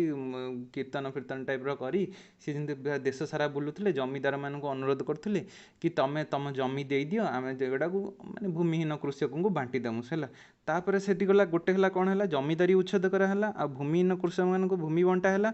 ଆଉ ଗୋଟେ କ'ଣ ହେଲା, ଜଳସେଚନର ସୁବିଧା କରାହେଲା। ଜଳସେଚନ ମାନେ ଆମର ତ ଜାଣିଥିବ, ଯଦି ଆମର ଆକ୍ଚୁଆଲିରେ ଦେଖିବାକୁ ଗଲେ ସେ ଯେଉଁ ନର୍ଥ ପାଖରେ ଯେତିକି ନଦୀ ଫଦୀ ଅଛି, ଉର୍ବର ମାଟି ସେତିକି ହିଁ ବାସ୍ ସଇଲା କୃଷି ପାଇଁ ଉପଯୋଗ। ଆଉ ଯେଉଁ ଏପଟରେ ପଶ୍ଚିମ ପାଖରେ ରାଜସ୍ଥାନ ଆଡ଼େ ରହିଗଲା, ସେଠି ତ ତୁମେ ଚାହିଁଲେ ବି ଗୋଟେ ଭଲ ଫସଲ କରିପାରିବନି। ତ ସେଠି କ'ଣ ହେବ, ସେଠି କେମିତି ଫସଲ ହେବ, ଯାହାହେଲେ ବି ସବୁ ଦେଶର ସବୁ ରାଜ୍ୟରେ ଫସଲ ତ ଯାହାହେଲେ ବି ଦରକାର। ଆଉ ଯଦି ତଳ ଭାଗକୁ ଆସିବା, ସେଠି ବି କ'ଣ କେତେବେଳେ ସବୁବେଳେ ମୌସୁମୀ ଉପରେ ନିର୍ଭର କୃଷକ, କେତେବେଳେ ମୌସୁମୀ ଯଦି ନ ହେଲା ସେ ଜିନିଷ ଗଲା, ସେ ଦିନର ଫସଲ ଗଲା। ସେଥିପାଇଁ ଇରିଗେସନ୍ ମାନେ ହେଉଛି, ଜଳସେଚନ ହେଉଛି ଗୋଟେ ସଲ୍ୟୁସନ୍ ଯେଉଁଟାକି ଆମର ସେଇ ପ୍ରକାର ପ୍ରୋବ୍ଲେମକୁ ହଲ୍ କରିବ। ଠିକ୍ ଅଛି, ସମାଧାନ କରିବ। ତେଣୁ ଜଳସେଚନ ପ୍ରକାର ଯେତେବେଳେ ବୃହତ୍, ମଧ୍ୟମ, କ୍ଷୁଦ୍ର 3 ପ୍ରକାର ଜଳସେଚନର ସୁବିଧା ଥାଏ। ବୃହତ୍ ହେଉଛି ନଦୀରୁ ଆମେ ଡାଇରେକ୍ଟ ପାଣି ଆଣିକି ଫସଲରେ ମଡ଼େଇବା ହେଲା। ଯେଉଁଠି ନଦୀ ଥିବ ସେଠି ତ ଏଇଟା ସମ୍ଭବ, କିନ୍ତୁ ଯେଉଁଠି ନଦୀ ନଥିବ ସେଠି କ'ଣ, ସେଠି ହେବ କ'ଣ ନା, ସେଠି କ୍ଷୁଦ୍ର ଆଉ ମଧ୍ୟମ ଧରଣର ଜଳସେଚନ ହେବ। ସେଠି ଯଦି ଟ୍ୟୁବୱେଲ୍ ଖୋଲା ହେବ ହେଲା, ଜମି ମଝିରେ ଦେଖିଥିବ ଗୋଟେ ଜମି, ତା ମଝିରେ ଟ୍ୟୁବୱେଲ୍ ଅଛି। ଟ୍ୟୁବୱେଲ୍ କ'ଣ ପାଇଁ ନା, ସେ ଜଳସେଚନ, ନଦୀ ପାଖରେ ନାହିଁ, ନଦୀରୁ ପାଣି ଆସିପାରୁନି, କିନ୍ତୁ କେନାଲ କରି ହେଉନି, କିନ୍ତୁ କୂଅ ଅଛି, ଟ୍ୟୁବୱେଲ୍ ଖୋଳା ହେଲା, କୂଅ ଖୋଳା ହେଲା। ଏବେ ଗଭର୍ଣ୍ଣମେଣ୍ଟ ସେଥିପାଇଁ ବହୁତ ସ୍କିମ୍ ଦିଏ, ଆଉ ଗଭର୍ଣ୍ଣମେଣ୍ଟ ସେଥିପାଇଁ ବହୁତ ପଇସା ବି ଦିଏ, ସବସିଡ଼ି ଦିଏ ଲୋକମାନଙ୍କୁ, ମାନେ ଏଇ ଜିନିଷ କର, ଇରିଗେସନ୍ କର। ଠିକ୍ ଅଛି, କ୍ଷୁଦ୍ର ଇରିଗେସନ୍ ହେଉଛି ଯେଉଁ ସ୍ପ୍ରିଙ୍କଲ୍ ଇରିଗେସନ୍ ଆସେ, ଯେଉଁ ଏମିତି ଦେଖିଥିବ ସବୁ ଗୋଟେ ଜାଗାରେ ଗୋଟେ ବଡ଼ ଯେତେବେଳେ ଫାର୍ମ ଦେଖିଥିବ, ସେ ଫାର୍ମରେ ଗୋଟେ ଛୋଟ ଭଳିଆ ପାଇପ୍ ଥିବ, ଆଉ ସେ ପାଇପ୍ରୁ ବିଭିନ୍ନ ଚାରିଆଡ଼ୁ ପାଣି ପୁରା ଏମିତି ଘୁରୁଥିବ ଚାରିଆଡ଼ୁ ହେଇକି ହେଲା। ମୁଁ ତ ଦେଖେଇଦେବି, ସେ ଫଟୋ ଅଛି ଯଦି ଟିକେ।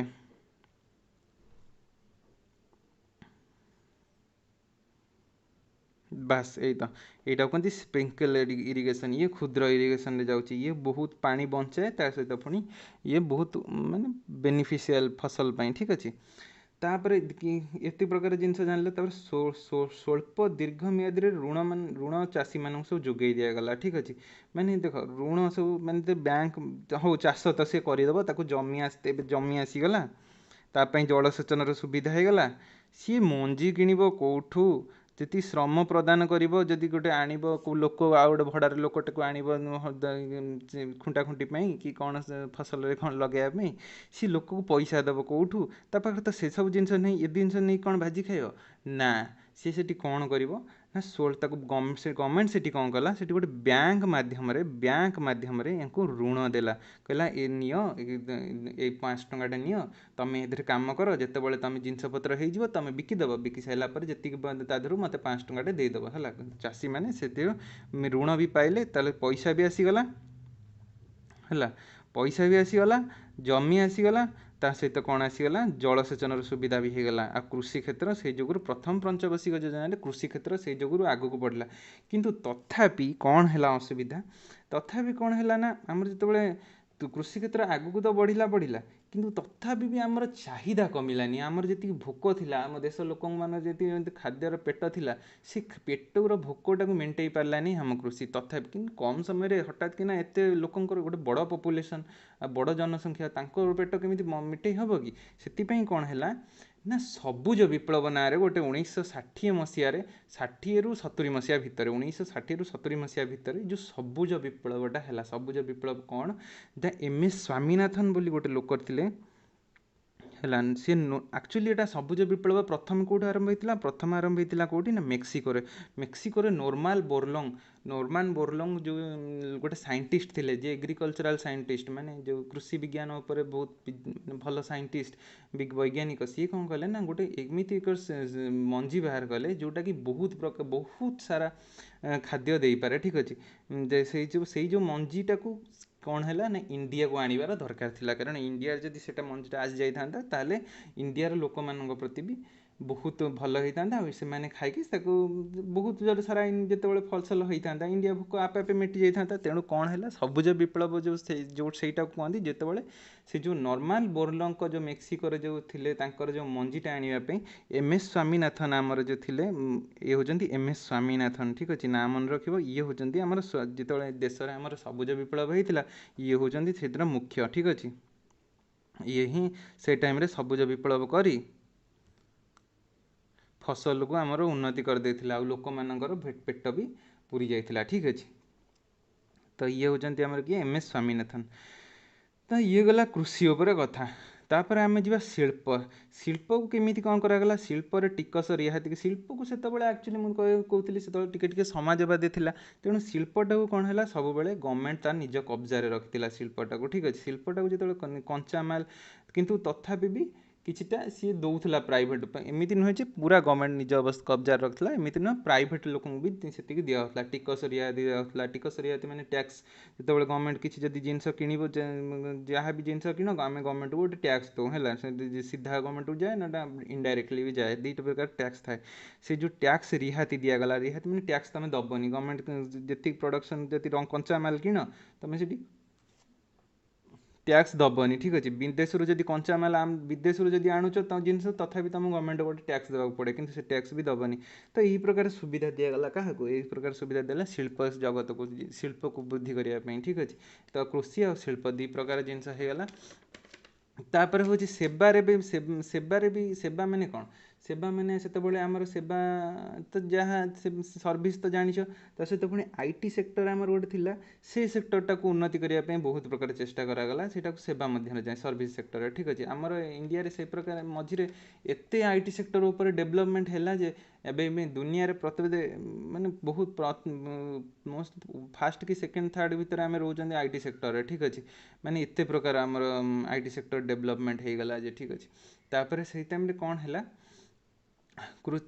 ତାପରେ ଧୀରେ ଧୀରେ କ'ଣ ହେଲା, ଆମର ଗ୍ରୋଥ୍ ଚାଲିଲା ଇଣ୍ଡିଆର 1950 ପରଠୁ। ଆମର ଏଇ ଯେଉଁ ପ୍ଲାନିଂ ସବୁ ହେଲା ଶିଳ୍ପ ଉପରେ, କୃଷି ଉପରେ, ଯେଉଁ ସବୁଜ ବିପ୍ଳବ ଆମର ଚାଲିଲା ଆସ୍ତେ ଆସ୍ତେ। କିନ୍ତୁ ଏ ଚାଲିଲା ଭିତରେ ଗୋଟିଏ ଜାଗା ଆସିଲା 1991 ମସିହା। 1991 ମସିହାରେ ଆମର ଅବସ୍ଥା ପୁରା ଖରାପ ହେଇଯାଇଥିଲା। ଏ ଅବସ୍ଥା ଖରାପ ହେଲା କ'ଣ ପାଇଁ, ଏଟାର କାରଣ କ'ଣ? ଏ କାରଣ ହେଉଛି ଗଭର୍ଣ୍ଣମେଣ୍ଟର ମାତ୍ରାଧିକ ହସ୍ତକ୍ଷେପ। ଗଭର୍ଣ୍ଣମେଣ୍ଟ ଯେତେବେଳେ ମାତ୍ରାଧିକ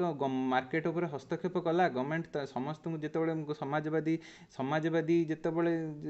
ଆକ୍ଚୁଆଲି ମୁଁ କହୁଥିଲି ମିଶ୍ର ଥିଲା, କିନ୍ତୁ ଆକ୍ଚୁଆଲିରେ କ'ଣ ଥିଲା, ମିଶ୍ର ଯଦି ଥିଲା ହିଁ ଥିଲା, କିନ୍ତୁ ଆକ୍ଚୁଆଲିରେ ଖାତା କଲମରେ ଲେଖିବ ମିଶ୍ର ଥିଲା, କିନ୍ତୁ ଆକ୍ଚୁଆଲିରେ ସମାଜବାଦୀ ଥିଲା। କାରଣ ଗଭର୍ଣ୍ଣମେଣ୍ଟର ଇଣ୍ଟରଫେରେନ୍ସ ବହୁତ ଥିଲା, ହସ୍ତକ୍ଷେପ ବହୁତ ଥିଲା ମାର୍କେଟ ଉପରେ। ତାର ଗଭର୍ଣ୍ଣମେଣ୍ଟ ଯେତେବେଳେ ବହୁତ ହସ୍ତକ୍ଷେପ କଲା, ଲୋକମାନେ କ'ଣ କାମ କଲେ କି ନ କଲେ ତାଙ୍କୁ ଦରମା ପାଇଯାଉଥିଲେ। ସିଏ କରପ୍ସନ୍ ବହୁତ ଇଭଲ୍ଭ ହେଲା, ମାନେ ତିଆରି ହେଲା ଇଏରେ। କରପ୍ସନ୍ ଯେତେବେଳେ ତିଆରି ହେଇଗଲା, ଠିକ୍ ଅଛି, ଆମ ଦେଶରେ ସେତେବେଳେ କରପ୍ସନ୍ ପରେ କ'ଣ ହେଲା ନା ତାପରେ ତା ସହିତ ଆହୁରି କିଛିଟା ଫ୍ୟାକ୍ଟର ଥିଲା। ଜିଡିପି ଗ୍ରୋଥ୍ ଆମର କମିଗଲା, କରପ୍ସନ୍ ହେଇଗଲା। ତା ସହିତ ପୁଣି କ'ଣ ହେଲା ନା ଆମର 1973 ମସିହାରେ 1973 ମସିହାରେ ଆମର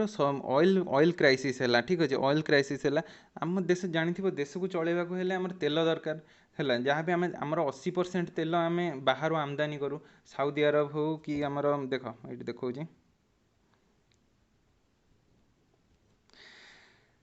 এইটা ଦେଖ, ଏଇଟା ଇଣ୍ଡିଆ। ଏଇ ଜାଗାଟା ହେଉଛି, ଦେଖ ଏଇଠି ପୁରା ତେଲ ପ୍ରଡକ୍ସନ୍ ହୁଏ। ଏଇଠି ଦୁନିଆଟାକୁ ଏଇଠି ହିଁ ସୋର୍ସ କରାଯାଏ ହେଲା। ଏଇଟା ହିଁ ଦୁନିଆକୁ ଚଳାଇବା ପାଇଁ ସୋର୍ସ ଏଇ ଜାଗାଟା। ଏ ଜାଗାରେ ତେଲ ଯାଏ ଇଣ୍ଡିଆକୁ। ଠିକ୍ ଅଛି, ଏଇ ଯେଉଁ ଜାଗାରେ କ'ଣ ହେଇଛି, ଏଇ ଜାଗାରେ ମଝିରେ 1973 ମସିହାରେ ତେଲ ଅଏଲ୍ କ୍ରାଇସିସ୍ ହେଲା। ମାନେ ଅଏଲ୍ କ୍ରାଇସିସ୍ ମାନେ ତେଲ ଏଠି ତିଆରି ହେବା ହିଁ ବନ୍ଦ ହେଇଗଲା। ଯାହାଫଳରେ 80% ଯେହେତୁ ଇଣ୍ଡିଆ 80% ତେଲ ମଗାଏ କେଉଁଠୁ, ଯେଉଁ ଏଇ କଣ୍ଟ୍ରିରୁ, ସେ ଯୋଗୁଁ କ'ଣ ହେଲା, ଇଏ ଯେତେବେଳେ ତେଲ ଉତ୍ପାଦନ ବନ୍ଦ କରିଦେଲା, ଇଣ୍ଡିଆର ସେମିତି ବହୁତ ଖରାପ ପଡ଼ିଗଲା ହେଲା। ସେଇ ଟାଇମ୍ରୁ ହିଁ ଇଣ୍ଡିଆର ଆସ୍ତେ ଆସ୍ତେ ପତନ, ଇଣ୍ଡିଆର ସାମାଜିକ ଯେଉଁ ପ୍ରଚଳନ ଥିଲା ତାର ପତନ ଆସ୍ତେ ଆସ୍ତେ ଟିକେ ଟିକେ ଷ୍ଟାର୍ଟ ହେଲା। ତାପରେ ଆସ୍ତେ ଆସ୍ତେ କ'ଣ ହେଲା, ତାପରେ 1991 ମସିହାରେ ଯେତେବେଳେ ଗଲ୍ଫ ୱାର୍, ସେଇ ଯେଉଁ ଘାଟି ଦେଖେଇଲି ରେଡ୍ ଗଲ୍ଫ ପାଖରେ, ଠିକ୍ ଅଛି, ସରି ପର୍ସିଆନ୍ ଗଲ୍ଫ ପାଖରେ, ପର୍ସିଆନ୍ ଗଲ୍ଫ ପାଖରେ କ'ଣ ହେଲା ନା ଗୋଟେ ଯୁଦ୍ଧ ହେଲା। ଠିକ୍ ଅଛି, ଯୁଦ୍ଧ ହେଲା କ'ଣ ନା, ଏଇ ଯେଉଁ ଗଲ୍ଫ ୱାର୍, ତାକୁ କହନ୍ତି ଗଲ୍ଫ ୱାର୍। ଯେତେବେଳେ ଇରାକ ଆଟାକ୍ କଲା କୁଏତ ଉପରେ, ଏଇ ଫିଲ୍ମଟା ସବୁ ଦେଖିଥିବ, ଏୟାରଲିଫ୍ଟ। ଏଇଟା ହେଉଛି ସେଇ ଷ୍ଟୋରି ଉପରେ ବେସିକାଲି ହେଲା, ଏୟାରଲିଫ୍ଟ। ଆଉ ଏଇଟା ହେଉଛି, ଦେଖ ଏଗୁଡ଼ା ସବୁ ଅଏଲ୍ ଫିଲ୍ଡ, ଏଇ ଦେଖ ଜଳେଇ ଦେଇଛନ୍ତି ଅଏଲ୍ ଫିଲ୍ଡ ସବୁ, ଦେଖ ଏଠି ସବୁ ତେଲ ଆଉ ବାହାରି ପାରିବନି, ସବୁ ଅଏଲ୍ ଫିଲ୍ଡ ଏଗୁଡ଼ା ସବୁ ଜଳା ହେଇଛି। ଠିକ୍ ଅଛି, ଯେବେ ଅଏଲ୍ ଫିଲ୍ଡ ଯେତେବେଳେ ଜଳେଇ ଦେଲେ, ଆମ 1991 ମସିହାରେ ଆମ ତେଲ ଆସିବା ବନ୍ଦ ହେଇଗଲା। ତେଲ ଆସିବା ଯେତେବେଳେ ବନ୍ଦ ହେଇଗଲା, ଆମ ଦେଶର କିଛି ଜିନିଷ ଚାଲିଲାନି। ଆମର ଗାଡ଼ି ମଟର ବନ୍ଦ ହେଇଗଲା। ଯଦି ତେଲ ରହିବନି ଦେଶରେ, ତେଲ ଯଦି କ୍ରୁଡ୍ ଅଏଲ୍ ଆସିବନି, କିଛି ହେବନି, ତାହେଲେ ଦେଶ ଚାଲିବ କେମିତି? ଦେଶ ସେଇଠୁ ପୁରା ଠପ୍ ହେଇଗଲା। ତାପରେ ସେଠି କ'ଣ ହେଲା ନା 1991, ତାପରେ ମୁଦ୍ରାସ୍ଫୀତ ମାନେ ହେଉଛି ଇନଫ୍ଲେସନ୍। 12%କୁ ଗତି କରିଦେଲା। ଇନଫ୍ଲେସନ୍ ଆମର 4+2 -2 ରହିବା କଥା, ମାନେ 2ରୁ 6 ଭିତରେ ସବୁବେଳେ ରହିବା କଥା, 2%ରୁ 6%। କିନ୍ତୁ ମୁଦ୍ରାସ୍ଫୀତ କେଉଁଠି ଗଲା, 12%କୁ ପଳେଇଲା। ମାନେ ମୁଦ୍ରାସ୍ଫୀତ ମାନେ କ'ଣ, ଗୋଟେ ଜିନିଷ ଥର ତୁମେ କିଣୁଛ, ଧର ଗୋଟେ ଜିନିଷ କିଣିଲ, ଧର ଗୋଟେ ତୁମେ ଜିନିଷ କ'ଣ କହୁଛି, ସେ ଯଦି ରୟାଲ୍ ଏନଫିଲ୍ଡଟା କିଣିଲ ହେଲା, ସେଇଟା 2 ଲକ୍ଷ ଅଛି ହେଲା, 2 ଲକ୍ଷ ତା ମୂଳ ପ୍ରାଇସ୍ ଥିଲା। କିନ୍ତୁ ଆସ୍ତେ ଆସ୍ତେ ସେ ବଢ଼ୁଛି ନା ନାହିଁ, ତାକୁ 10 ବର୍ଷ ପରେ ଯଦି ସେମିତି ସୋରୁମ୍ରୁ କିଣିବ, କିନ୍ତୁ ତୁମେ କିଣି ସାରିଲା ପରେ ଡେପ୍ରିସିଏସନ୍ ପଡ଼ିଯିକି କମିଯାଏ। କିନ୍ତୁ ତୁମେ ଯଦି ସୋରୁମ୍ରୁ କିଣୁଛ, ସୋରୁମ୍ରୁ ଆଉ କିଛି ଦିନ ପରେ ସେଇଟାକୁ ତୁମେ 2 ଲକ୍ଷ 10,000ରେ କିଣିବ। ତ ଏଇଟା ହେଉଛି ଇନଫ୍ଲେସନ୍। ଏଇ ଯେଉଁ ବଢ଼ୁଛି ସୋରୁମ୍ରେ ଯେଉଁ ପଇସା ଗୁଡ଼ା ଯେଉଁ ବଢ଼ୁଛି, ତାକୁ ଇନଫ୍ଲେସନ୍। ସେତେବେଳେ କ'ଣ ଥିଲା ନା, ଆକ୍ଚୁଆଲି ତେଲ ପଇସା ଯେହେତୁ ବଢ଼ିଗଲା, ତେଲଟା ଆମର ଆସୁଥିଲା, ତେଲ ରହୁଥିଲା ବୋଲି, ତେଲ ଯେତେବେଳେ ଆସିଲା ବନ୍ଦ ହେଇଗଲା, ଯେତେବେଳେ ତେଲ କମିଗଲା ମାନେ ତେଲର ଚାହିଦା ବେଶୀ ହେଇଗଲା, ତେଲ ରେଟ୍ ବଢ଼ିଗଲା ହେଲା। ତେଲ ଲୋକମାନେ ବହୁତ ଚାହିଁଲେ, କିନ୍ତୁ ଅଳ୍ପ ଅଛି ତେଲ, ତେଣୁ କ'ଣ ଗଭର୍ଣ୍ଣମେଣ୍ଟ କଲା, ତେଲ ରେଟ୍ଟା ବଢ଼େଇ ଦେଲା। ତେଲ ରେଟ୍ଟା ଯେତେବେଳେ ବଢ଼ିଗଲା ପରେ, ତେଲ ଯଦି ତୁମେ ଏଇ ଯେଉଁ ରୟାଲ୍ ଏନଫିଲ୍ଡଟା ଧର ତିଆରି ହେଲା କେଉଁଠି, ମାଦ୍ରାସରେ ମାନେ ଚେନ୍ନାଇରେ ଯଦି ତିଆରି ହେଲା, ସେଇଟା ଭୁବନେଶ୍ୱରକୁ ଆସିବ। ସେଇଟା ଯେଉଁ ଆସିବା ବାଟରେ କାହା ଦେହରେ ଆସିବ, ଗାଡ଼ିରେ ଆସିବ। ଗାଡ଼ିରେ କ'ଣ ୟୁଜ୍ ହୁଏ, ତେଲ ରେଟ୍ ଯଦି ବଢ଼ିଯାଇଛି, ଟ୍ରାନ୍ସପୋର୍ଟେସନ୍ ଖର୍ଚ୍ଚ ବଢ଼ିଗଲା। ଯାହାଫଳରେ କି ଇନଫ୍ଲେସନ୍ ବି ଏଠି ଟ୍ରାନ୍ସପୋର୍ଟେସନ୍ ଖର୍ଚ୍ଚ ଯେତେବେଳେ ବଢ଼ିଲା, ଏଇ ଯେଉଁ ପ୍ରଡ଼କ୍ଟ ଥିଲା, ଏଇ ପ୍ରଡ଼କ୍ଟର ଖର୍ଚ୍ଚ ବି ବଢ଼ିଗଲା ହେଲା। ସେ ଯୋଗୁଁ 10,000 ନେଇ ଯେଉଁ କହିଲି, ରୟାଲ୍ ଏନଫିଲ୍ଡ ଯେଉଁ 2 ଲକ୍ଷ ଥିଲା, 2 ଲକ୍ଷ 10, ଏଇଟା ହେଉଛି ଏକ୍ଜାମ୍ପଲ୍। ଠିକ୍ ଅଛି,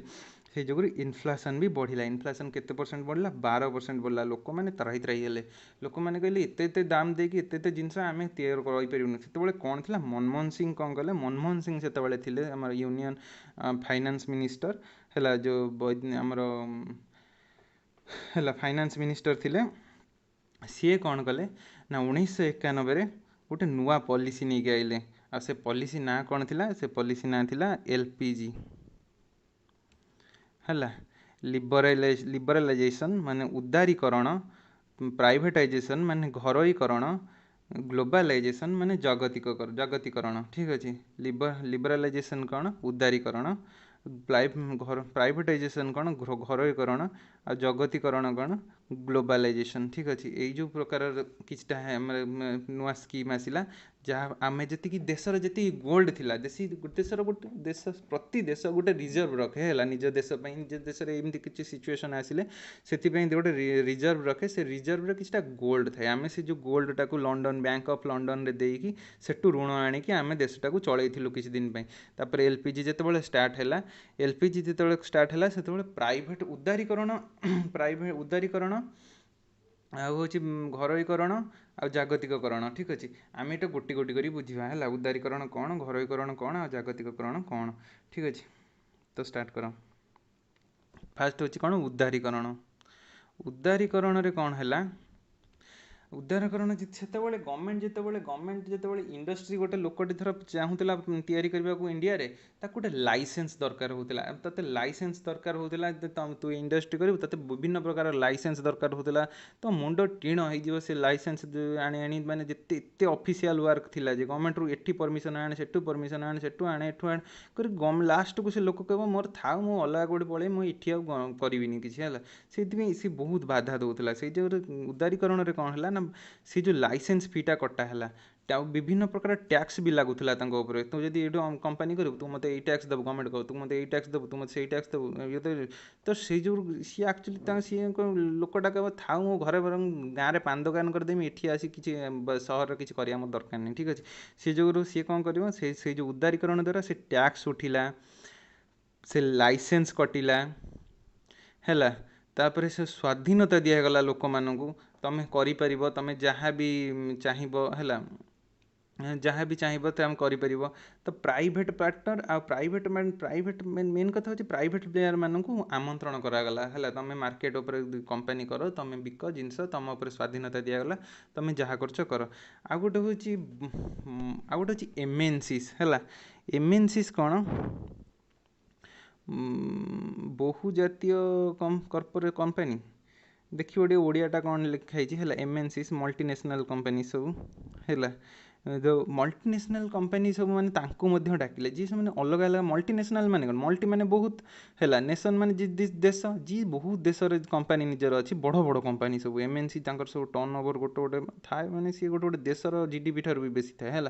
तो एमएनसी से एमएनसी मानक सब डका है देश को तुम आसिक गोटे गोटे कंपनी कर तुम आसिक ये सेयार किण तुम आसिक इनभेस्ट कर पैसा पूरा देश में है तुमको भी लाभ मिल आमर कि सेमती भी आमर गवर्नमेंट बेसी कंट्रोल करनी तुम डरिया दरकार नहीं तुम कंट्रोल कर तो जो डका है सी आसिक सब ये मार्केट कले ये कले सी कले तो देशर आस्ते आस्ते इकोनोमिकल एक्टिविटी बढ़ला मेन कथा है इकोनोमिकल एक्टिविटी बढ़ला लोक मैंने चाकरी पाइले लोक मैंने पैसा इनक्रीज है गवर्नमेंट ठीक अच्छे लोक मैंने अल्टीमेटली चाकरी जब पाइबा आम देश में जीडीपी ग्रोथ हम कारण लोक काम कार्य चलती मैंने जीडीपी ग्रोथ हम ताले उदारीकरण हूँ यहाँ घरोईकरण कौन सरकारी कंपनी जो किंतु से टाइम कौन थी 1991 पूर्व सरकार सब हस्तक्षेप तो सरकार से कौन ना सरकारी कंपनी गुड़ा बहुत थिला इंडिया रे ठीक अच्छे सरकारी कंपनी गुड़ा बहुत थिला से सरकारी कंपनी गुड़ा को एते थिला जे गवर्नमेंट गोटे प्राइवेट जो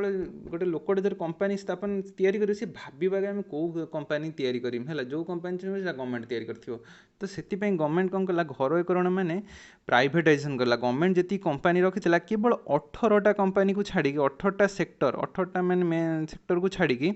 सी गवर्नमेंट कौन कला जमी रेलवे डाक होगा सब जो आम जो डिफेन्स रे जी जो मैन्युफैक्चरिंग हुए सेगुड़ा सब छाड़ी कौन कला गवर्नमेंट सबुगुड़ा को प्राइवेटाइजेशन करदेला है प्राइवेटाइजेशन करदेला माने एबे आ गवर्नमेंट से एकचेटिया अधिकार रही है अलग लोक भी चाहिए से क्षेत्र में तुम तैयारी कर मैन्युफैक्चरिंग तो प्राइवेटाइजेशन से डिसइनभेस्टमेंट कला डिसइनभेस्टमेंट माने गवर्नमेंट धर गोटे कंपनी अच्छी ए कंपनी ए यार शेयर अच्छी 100% है गवर्नमेंट ये ओन करे 100% सी कौन कला गवर्नमेंट बिकिदेला बिकिदेकी निज पाखे अल्प रखला 49% 51% बिकिदेला ये मतलब प्राइवेटाइजेशन होगा है प्राइवेटाइजेशन जेहेतु होगा ये प्राइवेट 51 से प्राइवेट जो कंपनी गोटे 51% किंची माने ये से मुंड खेल ए कंपनी भितर तो ये है घरोईकरण है घरोईकरण होगा तापर आसो कौन जागतिकरण जागतिकरण कौन तापर हूँ विदेशी शिल्पपति और तथा बहुराष्ट्रीय कंपनी से एमएनसी है एमएनसी एमएनसी आउ हूँ विदेशी शिल्पपति हूँ फॉरेन जी इन्वेस्टर थे फॉरेन मैन्युफैक्चरर फॉरेन इन्वेस्टर यू डका है डका ଏମାନଙ୍କୁ ଡକା ହେଲା ତମେ ଆମ ଦେଶକୁ ଆସ ଏଇଠି ଇନଭେଷ୍ଟ କର ଠିକ୍ ଅଛି ନୂଆ କଳକାରଖାନା ସ୍ଥାପନା କର ଆମ ଦେଶରେ କାରଣ ନୂଆ କଳକାରଖାନା ଆମ ଦେଶରେ ସ୍ଥାପନା କଲେ କ'ଣ ହେବ ନା ନୂଆ କଳକାରଖାନା ସ୍ଥାପନା କଲେ ଆମ ଲୋକ ଚାକିରି ପାଇବେ ଚାକିରି ପାଇଲେ ତାଙ୍କର ଇନକମ୍ ହେବ ମୁଣ୍ଡ ପିଛା ଆୟ ବଢ଼ିବ ମୁଣ୍ଡ ପିଛା ଆୟ ବଢ଼ିଲେ ତାଙ୍କର ଲିଭିଂ ଷ୍ଟାଣ୍ଡାର୍ଡ଼ ବଢ଼ିବ ଦେଶ ଅଲ୍ଟିମେଟଲି ଇକୋନୋମିକାଲ ଗ୍ରୋଥ୍ ଆଡ଼କୁ ଯିବ ଠିକ୍ ଅଛି ତ ସେଥିପାଇଁ ଜାଗତିକରଣଟା ବହୁତ ଇମ୍ପୋର୍ଟାଣ୍ଟ ଥିଲା ସେ ଟାଇମ୍ରେ ହେଲା ଯେତେବେଳେ ନୂଆ କଳକାରଖାନା ସ୍ଥାପନା ହେଲା ବହୁ ଏମ୍ଏନ୍ସି ବାଲା ଆସିଲେ ଲୋକ ଆଜି ଦେଖୁଛ ବଡ଼ ବଡ଼ ସବୁ ସପିଂ କମ୍ପ୍ଲେକ୍ସ ସବୁ ବିରାଟ ବଡ଼ ବଡ଼ ଏମ୍ଏନ୍ସିର ସବୁ ସପିଂ କମ୍ପ୍ଲେକ୍ସ ସପିଂ ମଲ୍ରେ ସବୁ ଆମ ଲୋକ କାମ କରୁଛନ୍ତି କାହିଁକି ନା ତାଙ୍କ ସିଏ ଯଦି ସେଠି ନଥାନ୍ତା ତାହେଲେ ସେ ଲୋକ କେଉଁଠି କାମ କରିଥାନ୍ତେ ସେ କ'ଣ କରିଥାନ୍ତେ ସେଇଥିପାଇଁ ସେମାନେ ଚାକିରି ପାଇଲେ ସେମାନେ ଚାକିରି ପାଇଲା ବେଳେ ତାଙ୍କ ଦରମା ଆସିଲା ବେଳେ ତାଙ୍କ ଲିଭିଂ ଅଫ୍ ଷ୍ଟାଣ୍ଡାର୍ଡ଼ ବଢ଼ିଲା ଆଉ ଷ୍ଟାଣ୍ଡାର୍ଡ଼ ବଢ଼ିଲା ଯେହେତୁ ସେ କ'ଣ ହେଲେ ନା ତାଙ୍କର ଆମର ଇକୋନୋମିକାଲ ଡେଭଲପମେଣ୍ଟ ହେଲା ଠିକ୍ ଅଛି ମୁଣ୍ଡ ପିଛା ଆୟ ତାଙ୍କର ବି ବଢ଼ିଲା ଠିକ୍ ଅଛି ତ ସେ ଯୁଗୁରୁ ଆମର ଉଦାରୀକରଣ ତାପରେ ବହୁତ ଆସ୍ତେ ଆସ୍ତେ ଯେତେବେଳେ ଜାଗତିକରଣ ଯେତେବେଳେ ହେଲା ଯେତେବେଳେ ନୂଆ ନୂଆ ଜାଗତିକରଣ ହେଲା ସେତେବେଳେ କ'ଣ ହେଲା ନା ସେତେବେଳେ ସମସ୍ତେ ଦେଖ ଏଇଠି ସେତେବେଳେ କ'ଣ ହେଲା ଜାଗତିକରଣ ଟାଇମ୍ରେ ପୁରା ୱାର୍ଲଡଟା ଗୋଟେ ମାର୍କେଟ ହେଇଗଲା ଜାଗତିକରଣ ପୁରା ହେଲା ସମସ୍ତେ ସବୁଆଡ଼େ ଯାଇପାରୁଥିଲେ ସମସ୍ତେ ସବୁଆଡ଼େ କମ୍ପାନୀ ଖୋଲି ପାରୁଥିଲେ ପୁରା ୱାର୍ଲଡଟା ଗୋଟେ ମାର୍କେଟ ହେଇଯାଉଥିଲା ତ ଜାଗତିକରଣ ମାଧ୍ୟମରେ ଠିକ୍ ଅଛି ଜାଗତିକରଣ ସେତେବେଳେ ଏତେ ଇମ୍ପୋର୍ଟାଣ୍ଟ ଥିଲା ଯେ ୱାର୍ଲଡକୁ ଗୋଟେ ମାର୍କେଟ କରିଦେଲା ଠିକ୍ ଅଛି ତାପରେ ଦେଖିବା ଆମେ ଗୋଟେ ଉଦାହରଣ ଦେଖିବା ହେଲା ଯେତେବେଳେ ୟୁଏସ୍ ଆମ ଉଦାହରଣରେ କିଏ ରହିବେ ୟୁଏସ୍ଏ ରହିବ ଇଣ୍ଡିଆ ରହିବ ଚାଇନା ରହିବ ଆମର ଉଦାହରଣରେ କିଏ ରହିବେ ୟୁଏସ୍ଏ ରହିବ ଇଣ୍ଡିଆ ରହିବ ଆଉ ଚାଇନା ରହିବ ଠିକ୍ ଅଛି ୟୁଏସ୍ଏରେ କ'ଣ ହେବ ନା ୟୁଏସ୍ଏରେ ଭଲ ବିଶ୍ଳେଷଣ ହୁଏ ରିସର୍ଚ୍ଚ ହୁଏ ଡିଜାଇନ୍ ହୁଏ ଜିନିଷ ଗୋଟେ ଧର ପ୍ରଡ଼କ୍ଟ ଆମେ ଗୋଟେ ମୋବାଇଲ୍ ଯଦି ତିଆରି କରୁଛନ୍ତି ହେଲା ଆପଲ୍ ଆଇଫୋନ୍ ଧର ହେଲା ତୁମେ ତ ଆପଲ୍ ଆଇଫୋନ୍ ସବୁ ବିଷୟରେ ଜାଣିଥିବ ଆପଲ୍ ଆଇଫୋନ୍ ଧର ଆଇଫୋନ୍ଟା ତିଆରି ହେବ ଆଇଫୋନ୍ଟା କ'ଣ କେମିତି ତିଆରି ହେବ ଆଇଫୋନ୍ର କ'ଣ ଗୁଣ ରହିବ କ'ଣ ଫିଚର୍ସ ରହିବ ସାଉଣ୍ଡଟା କେମିତି ହେବ କେଉଁ ଟାଇପ୍ର ଭିଡ଼ିଓ ଦେଖିପାରିବ ଇସବୁ ରିସର୍ଚ୍ଚ କେଉଁଠି ହେବ ଆମେରିକାରେ ହେବ କାରଣ ଆମେରିକାରେ ରିସର୍ଚ୍ଚ ବହୁତ ଭଲ ମାନେ ଆଟମସ୍ଫିୟର ସମାଜ ହେଲା ସେମାନେ ବହୁତ ଭଲ ରିସର୍ଚ୍ଚ କରିପାରନ୍ତି ଡିଜାଇନ୍ କରିପାରନ୍ତି ଠିକ୍ ଅଛି ସେମାନେ ତାହେଲେ ୟୁଏସ୍ରେ ରିସର୍ଚ୍ଚ ହେବ ଚାଇନାରେ କ'ଣ ହେବ ଚାଇନାର ଲୋକ ସଂଖ୍ୟା ଯେହେତୁ ବହୁତ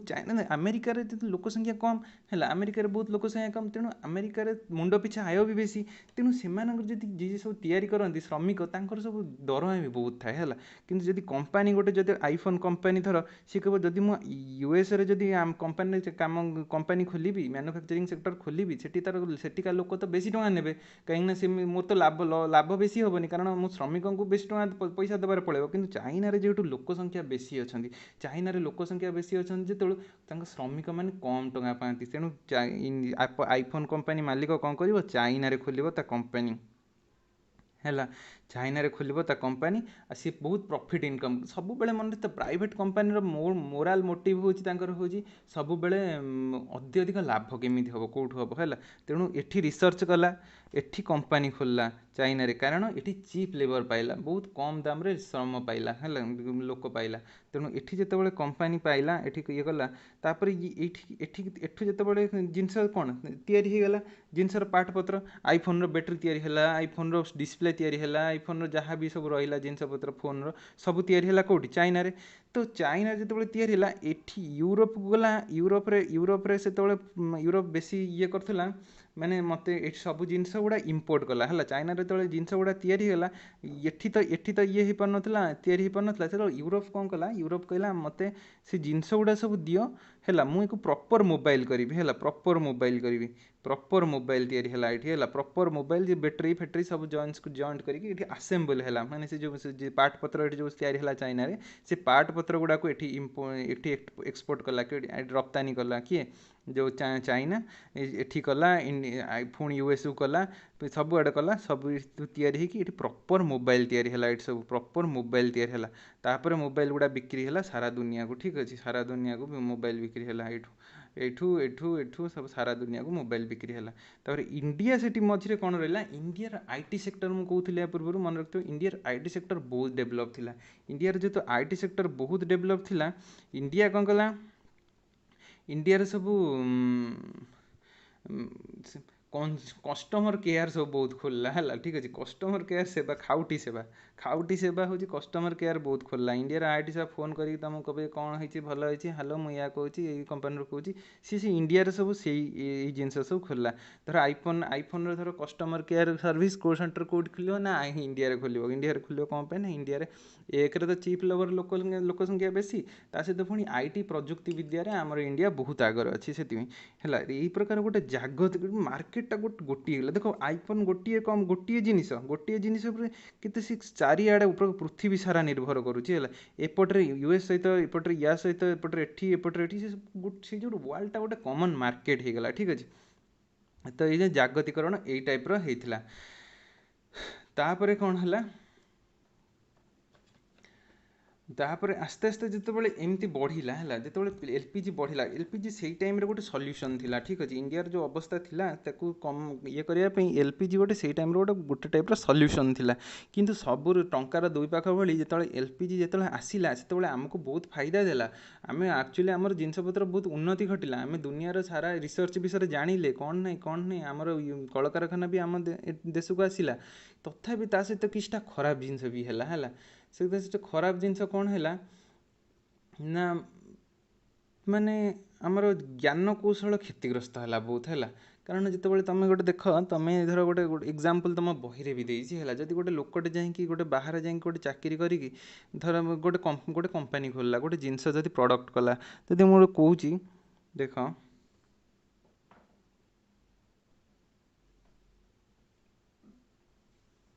बही जो एग्जांपल देती से एग्जांपलटा कहीदे है जब बैटेरी गोटे उत्पादन कला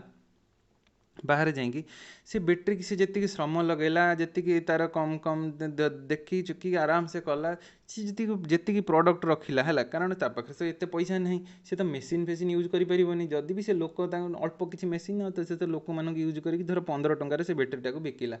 एमएनसी वाला कौन जे बड़ बड़ कंपानी सी एकाथर बहुत बैटेरी या करती है सी बहुत बैटेरी या करती कौन बड़ बड़ मेसीन थाए से बहुत कम खर्च से बहुत भलसे बैटेरी या कर दिखती ठीक अच्छे भल बैटेरी भी तैयारी करती है सी जो कौन कले सी जो से मार्केट को पलि आसिले सी जो से मार्केट को आसिले से मार्केट उपर कौन है ना सी बहुत कम टका धर 13 टंकार बिकिले से बैटेरी को जिते लोक लोक आम तुम कथा देख तुम जीव गोटे जिन आने से गोटे पाख परिया दुकान में जब अमृतभंडा 10 टकर बिक्री हो आ जब 8 टकर तुम कौट आण भल जोटा 8 टकर आने से लोकर कौन लोक से देखिले लोक कौन कले से जो 13 टंकिया को नहीं आसिले तेणु ये आम डोमेस्टिक माने माने कौन कहती आम निजर जी इनफ्रास्ट्रक्चर शिल्प थिला ज्ञान कौशल जी सब सेगुड़ा क्षतिग्रस्त है ठीक अच्छे ता सहित बड़ बड़ देश से जो यूरोप अमेरिकार जो जिनस सब आसला तार गुणर मान आ दक्षता बहुत बेसी थिला आम इंडिया जिते तैयारी होता आम इंडिया एत प्रकार एत ध्यान देउन गुणात्मक भैल्यू नाला आम इंडिया को देश द्रव्य प्रति तेणु कौन है ना आमर जिनपतर चाहिदा बहुत कमिला आमर शिल्प संस्था आहरी खराब हो गला माने जी शिल्प संस्था जो बाहर आसला सी तो भल चलला कि आम देशर जो शिल्प संस्था थिला सीटा टी बहुत माड़ खाईगला है तो से आमर ए कौन दरकार आमर से गुणात्मक मान आमर जो जिनस तैयारी होची तादर केमिति खर्च बहुत कम हम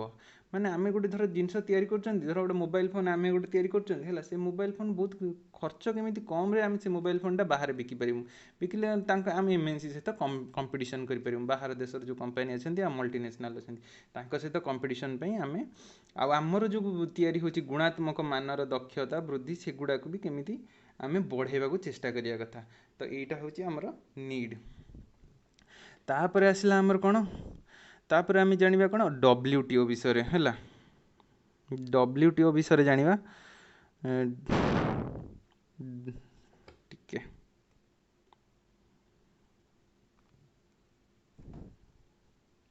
वर्ल्ड ट्रेड विश्व वाणिज्य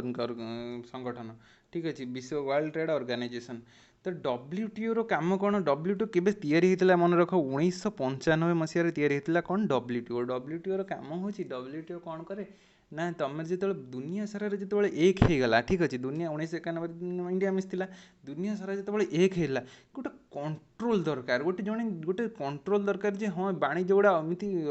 बेपार भाया चलती सब देश समस्त सहित कौन गोटे किसी गोटे कंट्रोल नहीं से 1995 कौन आसला विश्व वाणिज्य किए तैयारी कला ना यूएन जातिसंघ यूएन तैयारी कला डब्ल्यूटीओ को डब्ल्यूटीओ कौन कला सी देख वर्ल्ड रे कौ टाइप वाणिज्य चलती वाणिज्य को आउरी केमिति प्रमोट करा माने स्तर तार उन्नति हम है वाणिज्य केमती बढ़ विश्व विश्व अर्थनीति रे है विकासशील देशर के विकसशील माने जो विकासोन्मुखी जो विकासशील देश जो अच्छा इंडिया भाया साउथ एशिया जो देश सब तांकर केमिति अर्थनीतिक सुधार आसो वाणिज्य द्वारा ये सब देखिए कि डब्ल्यूटीओ 1995 मसीह डब्ल्यूटीओ तैयारी है डब्ल्यूटीओ तैयारी है तार सहित कौट तैयारी है स्विट्जरलैंड जेनेवा है स्विट्जरलैंड गोटे यूरोप गोटे देश स्विट्जरलैंड बहुत छोट देश लैंड लॉक है से लैंड से देश में कौन तैयारी है तुम डब्ल्यूटीओ है कौटी जेनेवा सॉरी जेनेवा तैयारी है कौटी स्विट्जरलैंड जेनेवा डब्ल्यूटीओ हेडक्वार्टर अच्छी 1995 मसीह तैयारी है ठीक अच्छे या प्रमुख केतरा देश अच्छा पूरा यूएन रे जी देश अच्छा से देश डब्ल्यूटीओ नहांती कि डब्ल्यूटीओ केतरा अच्छा 164टा देश अच्छा ठीक अच्छे यूएन रे तो 193 देश है किंतु डब्ल्यूटीओ केतरा अच्छा 164टा देश अच्छा तो से 164टा देश भितर जो वाणिज्य हुए जो बेपार वाणिज्य हुए सेटा को किए ध्यान रखे सब डब्ल्यूटीओ सब माने केमिति पृथ्वी जी वाणिज्य कारबार होची बढ़ेब से तार मेन चिंता थाए ठीक अच्छे डब्ल्यूटीओ मुख्यतः 3टी प्रसंग मन रखियो 3टी प्रसंग हूँ डब्ल्यूटीओ मेन जहाँ मन रखिक सी तार काम करता है प्रथम हूँ पृथ्वी रे विभिन्न देश मान मध्य मुक्त माने हूँ स्वाधीनता और अबाधर निरपेक्ष भाव में वाणिज्य कर प्रचलन करेब ठीक अच्छे आ देश मान भर देख देश मान भर आम जो गोटे थाए एग्रीमेंट जो देश देश एग्रीमेंट हुए से बायलेटराल हुए मल्टीलेटराल हुए बायलेटराल मान हूँ द्विपाक्षिक मान दुईटी देश केवल इनवल्व थे आ मल्टीलेटराल मान बहुत गुड़े देश थे है बहुत दुई रु अत्यधिक है दुई रु अत्यधिक डब्ल्यूटीओ सब चाहे कि बायलेटराल जमी न हो दीटा देश निज भर केवल ट्रेड कर सीमित न रुहतु से सारा दुनिया सहित ट्रेड करूँ से सब डब्ल्यूटीओ निर्भर करे जो बहुपाक्षिक राजीनामा एग्रीमेंट ठीक अच्छे बहुपाक्षिक राजीनामा निर्भर करे ठीक अच्छे विश्वास करे ताले कौन है प्रथम हूँ कौन देश मान भर मुक्त और अबाध निरपेक्ष वाणिज्य कारबार तापर देश मान बायलेटराल न कि मल्टीलेटराल हेबे आ विभिन्न देश मानकर पूर्व प्रचलित थिबा आमदानी रप्तानी नियम और कटकणा इत्यादि को तदारख उच्छेद माने धर इंडिया रे गोटे जिनस अच्छे रप्तानी आम गोटे जदि इंडिया रे गोटे जिनस तैयारी होची सेतबेले हला ये जिनसटा बुझ है गोटे धर इंडिया रे तैयारी होची कौन धर आमर आपोल अच्छी है माने फल जो सेव है सेव आमर ये बिक्री होची केते टंका गोटा धर बिक्री है आमर 10 टंका है 10 टंका आमर धर यूएस तो बहुत दूर हो जाए पाखु कह पाखर है धर पाखर हो धर पाकिस्तान धर दियो है पाकिस्तान रे एप्पल फापल पाकिस्तान छाड़ आमर इंग्लैंड कर इंग्लैंड रू गोटे एप्पल आसला सेटा मार्केट रे जो इंडिया मार्केट रे पशिला इंग्लैंड रे एप्पल बहुत थाए तो इंडिया जो सेपट जो मार्केट रे आसिक इंडिया रे पशिला एप्पलटा ये बिक्री है केते टंकार 5 टंकार है ताने तमें कौ एप्पल नब तमें नब यहाँ है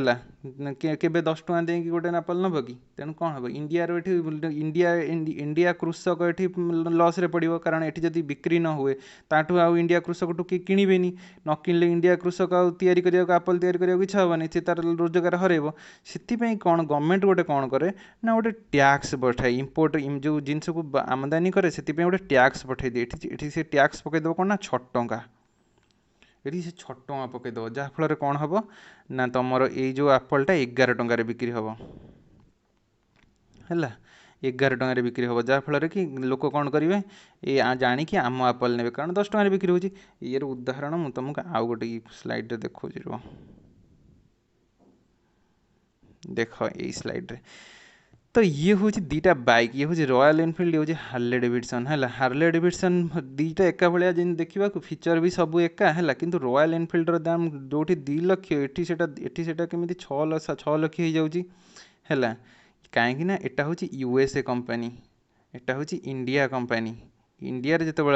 बिक्री हुए एटा अल्प किसी टैक्स पड़ी गोटे लिमिटेड माने ठीक भैल्यू रहे 2 लाख। एटा जिते यूएस रु इंपोर्ट होकर आसे हार्ले डेविडसन कौन हुए या टैक्स पड़ जाए, गवर्नमेंट या बहुत टैक्स पकई दिए, जमी यार बिक्री टी कमिज लोक मैंने को बेसी किणवेनि या माने बेसी किणवा अर्थ माने हूँ या न कि या किणवा है। जमी जदि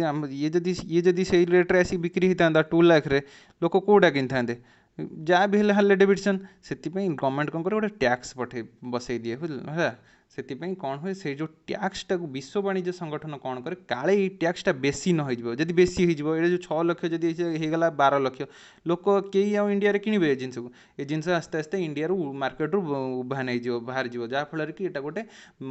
देशर गोटे वाणिज्य